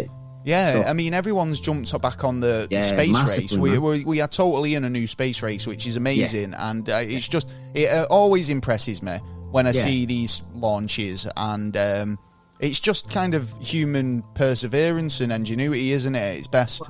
Yeah, and I was sort of thinking about AI and the dangers of AI as well. And I think that we should use, before with the technology gets more basic on this Earth, that we should use more kind of AI and the testing out in space. Well, it's all, I think so, the danger of stopping it from doing stuff. Well, the problem is, this is why, and people always moan that it's been so kind of, took so long to get to this point. But the fact is, it's like, in any sort of reconnaissance or investigational sort of missions anywhere, even on Earth or the sea, you don't go in all fucking guns cocked, ready to rock. You know, you send probes and drones and you try and find out what the terrain's like and what the human life. Yeah, exactly. You don't want to say I'm horribly to say this, but this is why they sent monkeys into space. Right, because they wouldn't waste a human life, but a monkey's fine in their eyes. Do you know what I mean? So, but sadly, Russia did lose 2 cosmonauts. Well, yeah, we've talked about it, haven't we? Yeah. We did an episode on it. If you can go back and check that out, which was the Russian cosmonaut episode. I can't remember exactly what number it was. Yeah. Considering we're on to episode 115 now, we're getting on. Quite a few. Yes, quite a few. But don't forget, it might have been the consideration of we getting told to get off. We got told to move. Because don't forget, we went to Mars before we went back to the moon. Yeah, true that.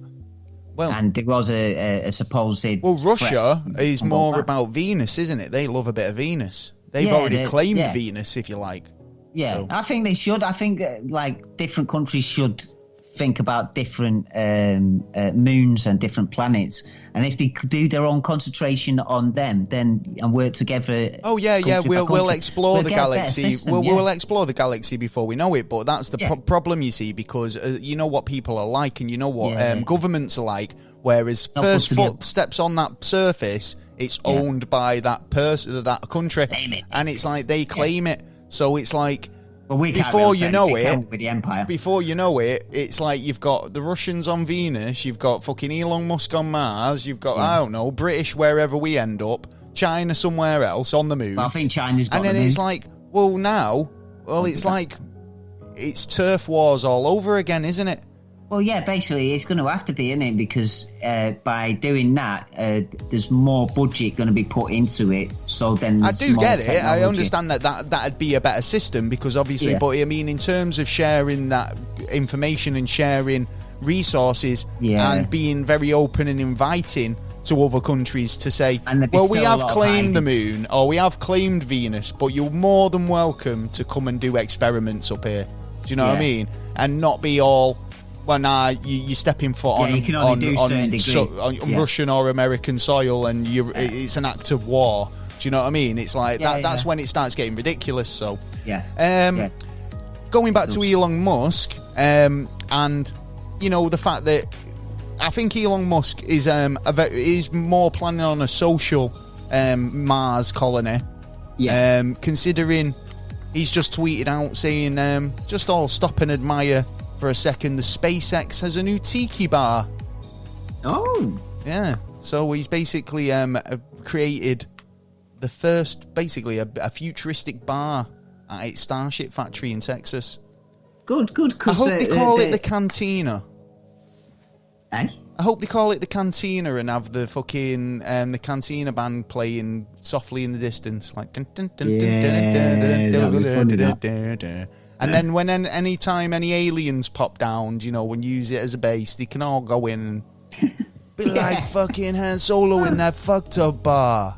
But I'm glad that they're looking into every aspect instead of just building the station or just building this so it can generate energy or sort the gas out or the area within the place. To sorting out the food as well, how long the food will last, and calculating everything before we actually do that mission. And he reckons 2024 that they're going to attempt it. Well, he says true Elon, not that far away now. Well, he says in true Elon Musk fashion, SpaceX bar at the Texas Starship site will feature some fun design elements such as a 360-degree window and glass floor looking down onto the rocket factory, where this would be a good idea for a bar where alcoholic drinks are more likely to be served is up for debate, but there's no denying that such concepts would be cool. I gotta admit, he's got to be the man in the last 2 decades that's actually spurred us further in the evolution, if you want to call it, of humanity. I mean, he has pushed us. He's brought some good stuff out, and trying to do stuff, environmental, like putting tunnels underground so you can get places, right? So you're not destroying the environment on top. Well, no, but I mean, I think those tunnels. I mean, I'm still convinced. When everyone was going on about hearing those huge booms. Yeah. I still believe that there are tunnels. They were tunneling under the United States, creating a labyrinth of tunnel systems, Now, it could be dangerous. I mean, you could be I mean, yeah, you say, we're protecting the environment, but are you really? Because, the Earth's a fragile thing, man. It's like you start fucking boring holes into it. It's like, well, it depends. Are you surprised we have more volcanoes it? and fucking earthquakes and stuff?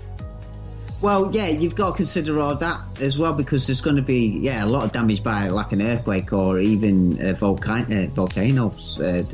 But they must be. Oh, there's recently one gone off, hasn't there? Volcano. Yeah, that's true. There's always going off. There's always one going off. Always something going off. But other than that, any more NASA news before we move on? I think we're getting quite close to the end now. Well, all right. It's really there. Kepler's space telescopes found the second ever exoplanet that's got exoplanet. the conditions for us. Brilliant. And it's only 1,800 light years away. The second nearest sustainable planet for us. Yeah. See, they're the planets you need to be going to. Yeah. Not none of these fucking ones are uninhabitable, where you've been uninhabitable, where you've got to create like domes and stuff. Like, mate, I've seen Total Recall. I've seen Total Recall. Yeah. I know what happens if you pull the fucking open the door. Yeah, he gets upset. So, but the first one is 1,402 light years away, and it seems to be 1,200 light years away. It seems to be in the constellation of Sirius. Sirius. So the first one's named Kepler 452b, and this new one they've named it KO1/5AB. KO. Yeah, it's good. It's good news that we found. Cool. A second. Well, no, that means we've got options. Yeah. We'll go up Russia to the first one. We don't like this one. Well, no. Why can't we all just live together, man? Peace. Get along. Well, listen, I've just watched Rocky 4 today, and Rocky said, if I can change and you can change, then maybe we can all change. Yeah, that ain't good. Yeah. That'd be a frosty day, that one. Anyway. But it seems to be in the same constellation, but it's the size of Neptune. Cool. That's the only issue with it, it's but a bit it's in tiny, the Goldilocks zone. Yay! It's in the right area. And then you've got... Who knows, it might already have life there. We just assume that we can go in and roll in and take it, but there might be already life there. We can't just go in and just assume that it's ours because we found it. That's true, but that's funny that you should say that, actually, because on December the 18th, 2020, there seems to have been a radio message. Another wow signal.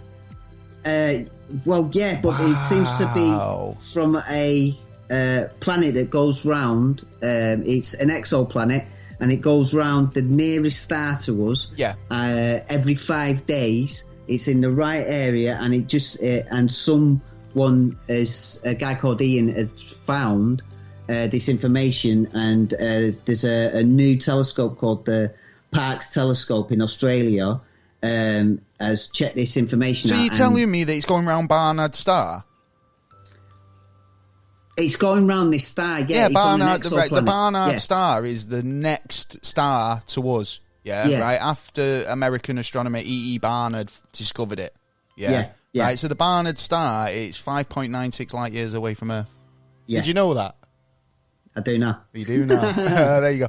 So, actually, it's funny because the next closest star, which is the Barnard Star, it's a red dwarf. Proximity... Centauri. Yeah, that's right. Yeah. Proxima Centauri. No, it'd have to be that's not Barnard Star then. You see, Barnard Star's the next closest star to us, which is a red dwarf, right? So which wouldn't be counted. Proxima Centauri the normal is star the next normal star, which isn't a red dwarf. Right, all right then. Right, I get you. I'll follow. Yeah, which will be, I imagine, a little bit further. Now, if you want to go technical, do you know what the 10 closest stars are to us? Go for it. Right, well, you've got Alpha Centauri. Yeah. Barnard Star, which actually is... So, all right, then, So Barnard's star, I'm going to say, like you say, it is. I think it is closest because the next closest star is a faint red dwarf, which is 5.96 light years. Actually, Thingy is 4.37 light years away, Alpha Centauri. So it is closer. Yeah. Then you've got Wolf 359. Yes. Which is 7.78 light years away from Earth. I won't do the top 10, I'll do the top 5. Then you've got Lalande, 21185, which would be around 8.29 light years away. And then you've got, and I'm being really fucking serious about this. It's Sirius. Sirius is around about 8.58 light years away, and that's the dog star Sirius B, and that's a white dwarf. Yeah. There you go. Right, a lot stuff and that. Anyway. Oh yeah. Well, but I've got one more. Go on, because we've got to crack on, son. I know. New Horizons spacecraft data shows that there is fewer galaxies in the universe than previously thought. Well, that's, again, it's observable universe, isn't it? So it's like we didn't know until we observed it, and now we've got better shit to observe it, and we can see a little bit further. We're starting to realise stuff. You know what I mean? 4 times as much assumption. From last year. It was all assumption up until then. But it's like, what's he saying that they've made? So they're now saying it's not as big. It's not actually as big as we thought it was. Yeah, it's possible. And not only that, it has to change calculations now on how the universe is made. But again, it's observable universe. Yeah. So you can only go as far as you can see or detect, right? Yeah. So if in a couple of years' time we could develop a new piece of software or a new telescope or something new that changes that entirely again, because we can see that little bit further. And then if we can see that little bit further, we can go, oh, fucking hell, do you know what? We were wrong about that, because there is actually shit tons of stuff going on past this. But this is the New Horizon. This has got the most sensors. Before that went out to the Kuiper Belt, where Voyager 1 and Voyager 2 were already out there in the void. Yeah. Now this is doing the same thing. It went to Pluto, and then it was going into the void. But it's got more devices on it. It's like a 2000 generation spacecraft to a 1960s, 70s spacecraft. It's got a lot more details on there. It picks up a lot more stuff, and it just it can. It's got more sensors and be able to kind of give us more information. I can tell. So, I mean, the Voyagers do the same thing. I mean, one of the Voyagers just picked up that there was something different in the void. And then the second one's just come up with, there's something not right here. There's and even stuff from our sun's coming out and doing something different. Right. So there's still a lot of questions out there. It's funny though, because I mean, like I say, obviously you can go into like the Drake equation and stuff like that about the amount of stars and the amount of planets that are out there. It's fucking logical that there's got to be something. There's got to be there's got to be more life out there than just what's here. And based on the diversity and the life that is here in abundance on Earth, I'm not buying it. There's got to be. And if they're not intelligent, even if there was just a dog or something. A mathematical guy, he did the probability of how, from the beginning of the universe to it. No, it's a different equation. And he still couldn't calculate. It went over like 27 billion zeros, and he still couldn't get nearer to what the probability of us being here. So we are totally and utterly rare as fuck. Yeah, rarest thing ever. And in that case, you're all special in my eyes. Yeah, you're all fucking unique and beautiful creatures. Yeah. Even you, Taylor. Hey, right. Well, we've got a promo this week. As usual, we love our podcasting friends, and this week's no exception. This week we're fortunate enough to have our promo from For Nerds by Nerds. If you love comics, movies, video games, horror, and everything in between, you know what to do. Check it out. It's hosted by Josh and Ben. They'll bring you the nerdy stuff around, from movie commentaries, trailer breakdowns, versus stuff, news, and all sorts of controversial pieces of nerdy stuff. Got some good stuff there. Go and check them out. We've got a promo. We're going to play that for you now. Yeah. Hey there. Do you like movies, cartoons, video games, anime, and everything in between? Then we have a show for you. The 4 Nerds by Nerds podcast. Every week, Josh and Ben bring you all the latest and greatest in movie reviews, news, commentaries, interviews, special guests, and tons of bonus episodes. New episodes come out every Monday. We also make great nerdy content on our YouTube channel. You can find our show anywhere podcasts are found. The 4 Nerds by Nerds podcast. Your one stop for all your nerdy needs. Stay nerdy, my friends.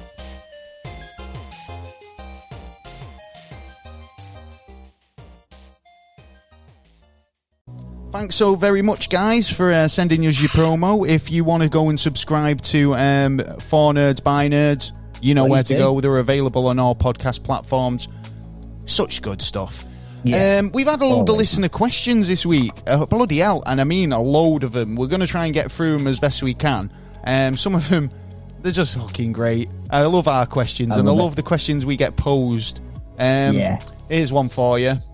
Yeah. This is from Assorted Gods podcast, who have asked, what's the most unimportant but interesting fact you know? What do you think? You do one. Me do one. Okay. Yeah. A day on Venus lasts more than a year on Earth. It's 243 days, Earth days, for a day on Venus. Nice. It's a long day, that, isn't it? It is a long day. Also, especially in that cloud. Here's another unimportant but interesting fact for you. Polar bears' fur's transparent, not white. Yeah. There you go. Bet you didn't know that. Yeah, I know that one. So, have you got one for me? Queen... Well, not for me. For Assorted. Of Egypt, Titi, was it? Nefertiti.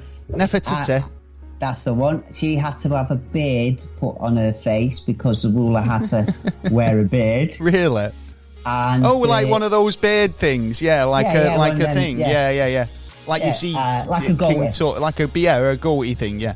Yeah. She had to wear one because she didn't have a beard. Yeah.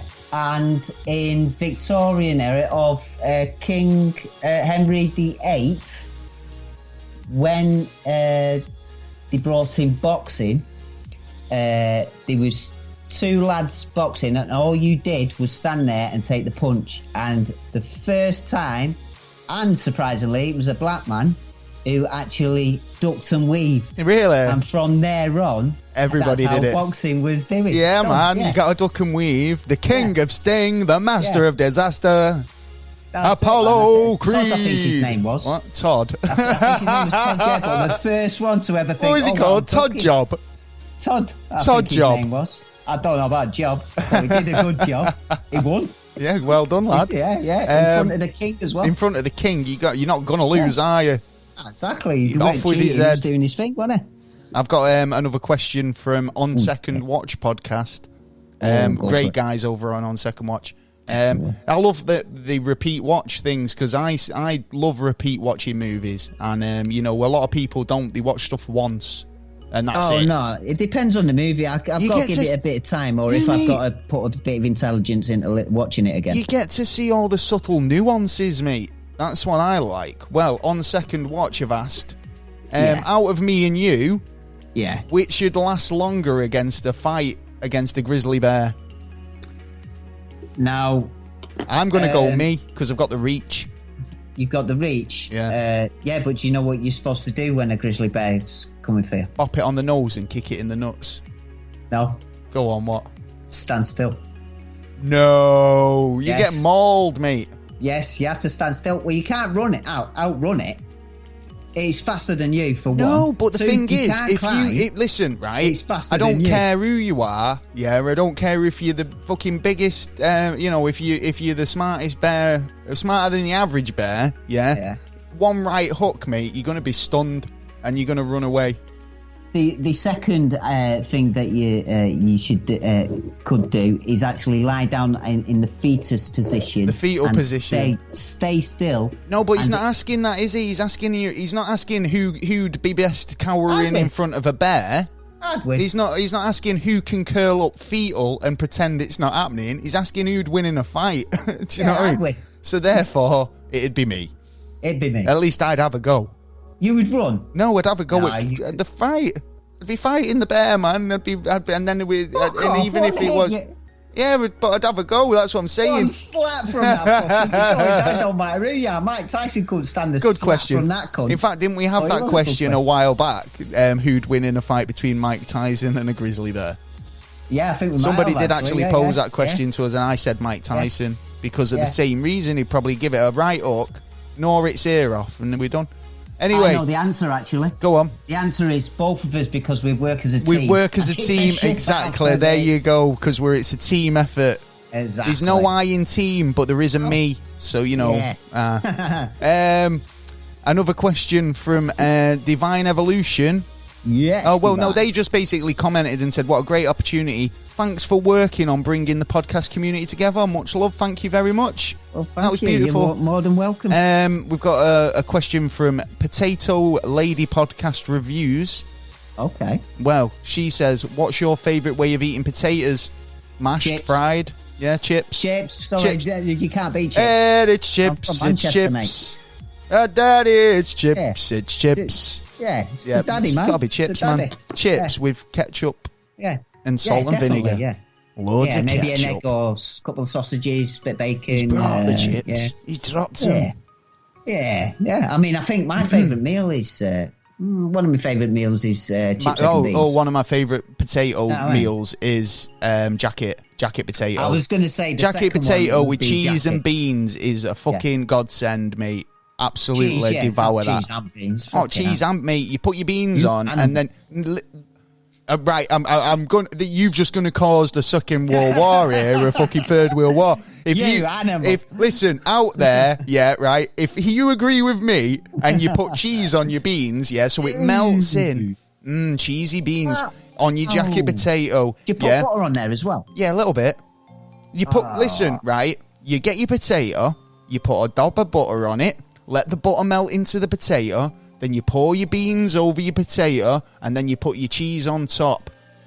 That's the correct way. That is the correct way of eating a cheesy bean jacket potato. And anyone who says otherwise, all right, like a cup of tea is made. He doesn't. This guy can't even make a cup of tea. I wouldn't trust him to fucking mash a potato. Yes, anyway, I can. We've got I'm better coffee. We've got one more question. Listen, in fact, we might have one or two more actually.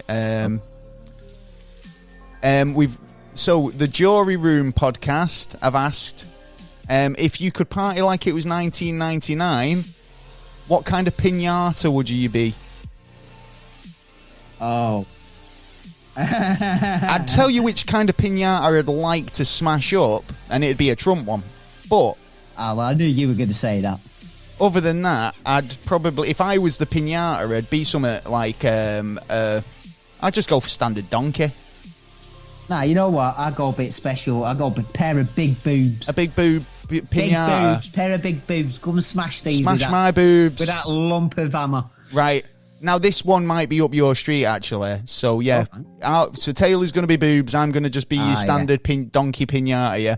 But this is the last question from listener questions. The Laugh and Wreck podcast says, and I can see he's very passionate about this, right? Okay. I believe mayonnaise is a scourge upon humanity. Thoughts? Man after my own heart. I knew you were going to agree with this. Yeah. Do you think mayo is a crime like me? To humanity, yeah. Or are you a mayo sympathiser? Oh, I bet you're a mayo. No. Well, I do like mayonnaise. Yeah, right. In the right amount. Right, you can't go for. Well, look at me, mate. I'm not exactly hench, am I? I mean, I could do with a bit of mayo. You might need a bucket of mayo, right? Yeah. But what I'm getting at is, you can get a sandwich or you order a burger or you order something and they put mayo on it and they drowned it in it. Yeah, right? Yeah. It got to the point I used to order these chicken sandwiches from like one of the chicken cottages or chicken bar or whatever they're called. Like, you know, it's like not a KFC, but like, you know, not a different brand. A different brand, yeah. And I had to stop them from putting sauce on my burger because I just turned around and went, just don't put any on it. Yeah, right? Because you're drowning in it. And then it's like that with pizzas. So I prefer to just do it myself at home. So I'll order it with no sauce and then I'll put the sauce on myself. So mayo, I like it, but in small quantities. It's also really nice with tuna. An egg. Nasty bastard. Egg mayonnaise. And you kiss your mother with that mouth, you dirty bastard. Hopefully that answers your question. That's a great question. I wouldn't say it was a crime against humanity. I think there's worse things. I think he's bang on that. I bang on it. It's the same as that black stuff that you get out of the jar. Oh, Marmite. No, I agree with that. I agree with that. Or Vegemite if you're Australian. But the Aussies love us a bit of Vegemite. Well, yeah, but they're great people, you know what I mean? Love you guys. Yeah, we love you, geezers. Can we come and move there? Can we move in? I nearly moved there, man. Yeah, I nearly moved about 20 years ago. I nearly moved down there. Well, we've got we've still got a bit to go through, and we've got some shout outs. If you want to become a Patreon, you know what to do. You can go over. There's a few people who have become Patreons, and we're going to give you an extra big shout out tonight. Firstly, we've got Big J. Yes, Big J. Lumping it with a hammer. Thanks for all the support. Big shout out to Dunk Dunk. Big shout out to Big Steve. He's been a Patreon. And Swoosh. Swooshy, whooshy. Swoosh is our first Patreon. And if you want a special shout out with a round of applause, plus other perks, you know what to do. And plus, if you just want to help us out and you enjoy what we do, especially in 2021, times are hard, right? Very hard. If you've enjoyed the 115 episodes we've produced so far, you know what to do. Go over to patreon.com/neverstraightanswer. Also available on there, some extra stuff. Plus, you get to be in an exclusive group of absolute star Patreon people who we love very dearly. You're part of our agency. Part of the fucking gang. Part of the crew. You can come round. Come round and sit in the bunker. Have a cuppa. I'll show you how to make a proper brew. Right. Don't do that. Yeah, I do the way it should be made. Well, honourable mentions this week. We've got some big shout-outs. We've got a lot of shout-outs. I was not expecting this many, but we've got them. Right, so big shout-out to our winner of this week's Smarty Pants Award, Harriet. Congratulations. Well done. Yes, Harriet. If you want to... Oh, we've got one more clue. Have we? Yeah, we do. We have one more clue in the chain connection, so get on it, Taylor. Yeah, I'm looking at it now. I'm sure we did it. No, we didn't. No, we didn't. You are very bang on there, son. Don't worry, we will be putting out a recap over Twitter and social, so don't worry if you've missed or you forget or whatever. We will be doing it, but make sure you stick it out there, Taylor. What's the clue? Yeah, and the final clue is, from this spot, you can see a active volcano for a different point of view. Okay, so from this spot you can see an active volcano from a different point of view. Interesting. Yeah. Well, if you think you know what the answers are, then you know what to do. Give us your answer. If it's wrong or right, we want to know your reasons behind it. Make sure you send us a message or a tweet or a Facebook message, something. Just an email at neverstraightanswer.co.uk. Or neverstraightanswer@gmail.co.uk or .com.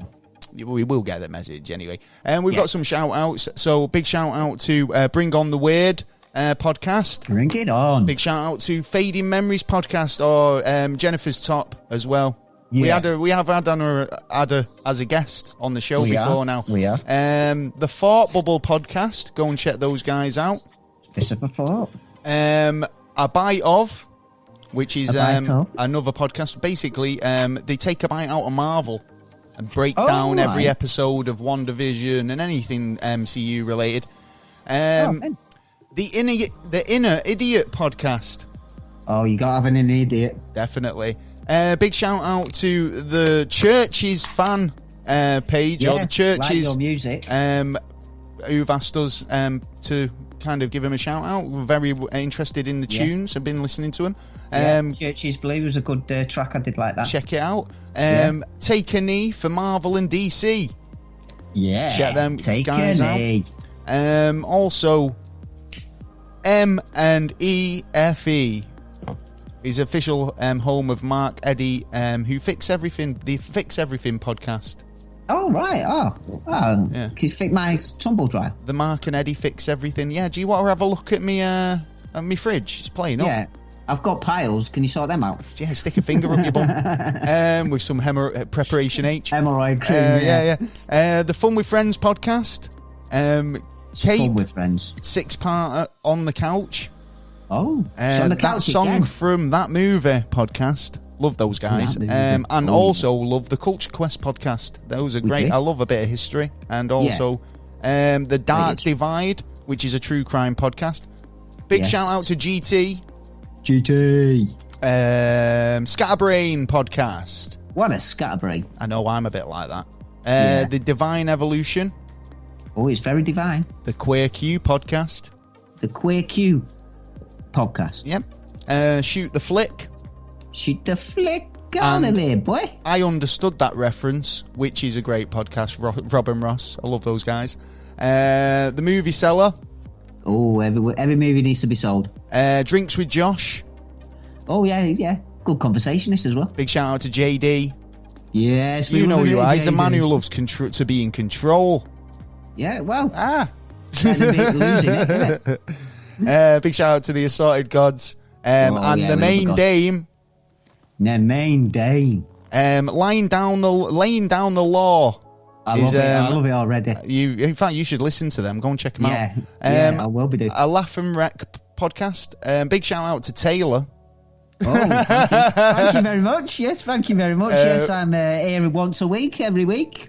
I'm here all week. Big shout out to Hops Geek News.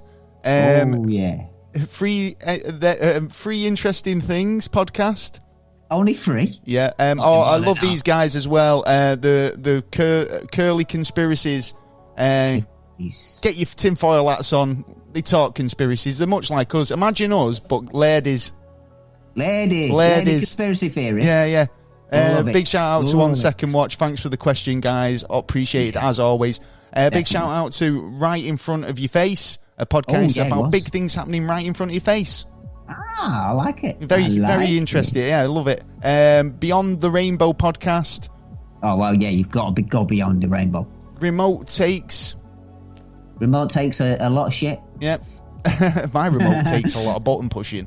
In Bed with Nikki. I like this concept. Hello. Yeah. Well, this podcast, it's all about sex and fantasies and people. It's an over 18s, and Sex with Nikki is. So she talks about people's sexual experiences. So it's always interesting. I've been listening to Definitely check it out. Blood and Firewater podcast. The Bacon Games Fantasy Sports podcast. Bacon. And last, bacon and sports? Oh, yeah, bacon and sports, man. That's an absolute combo. You can't even, argue with that. Well, yeah, you've got to have a sandwich, haven't you? Oh, I think that's it for what's it? In fact, have I got any more? Quips and dips. Quips and dips. Well, there you go. I hope I've not missed anybody. Thank you for everything, and thank you for everybody who got involved tonight and submit us our questions, who sent us a shout-out request, or just add a listen. Thank you for getting all the way to the end. It's been an absolute mega episode tonight. I've really enjoyed it myself. Hope you too. Hope you have too, even. Yes. Well, that's the end of the show. Oh, God, I'm tired now. God, you don't have to call me God. If you like what we do, and if you've got any questions for us like we've had tonight, if you just want a comment or a suggestion, or bring it on in. Any way of making the show better, you know what to do. Get on the email at neverstraightanswer@gmail.com. We're available at Twitter at NASA_never and on Instagram at neverstraightanswer. We're also available on all podcast platforms as well as YouTube, where you can occasionally see our fucking faces, which is amazing. We're there, don't be square. Yeah, exactly. Yeah. Other than that, it's been a pearler of a show. I've really enjoyed it. We'll catch you next week. What have we got on next week? Have we got something? We have UFOs coming up. Oh, that's actually, I know what you're meaning.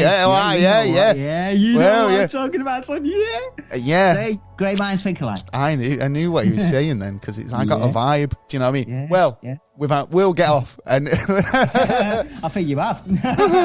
Right, take it easy, guys. This has been another episode of Never a Straight Answer. I've been Gaz. I've been Taylor. And we'll catch you next week. Peace. Keep it rolling.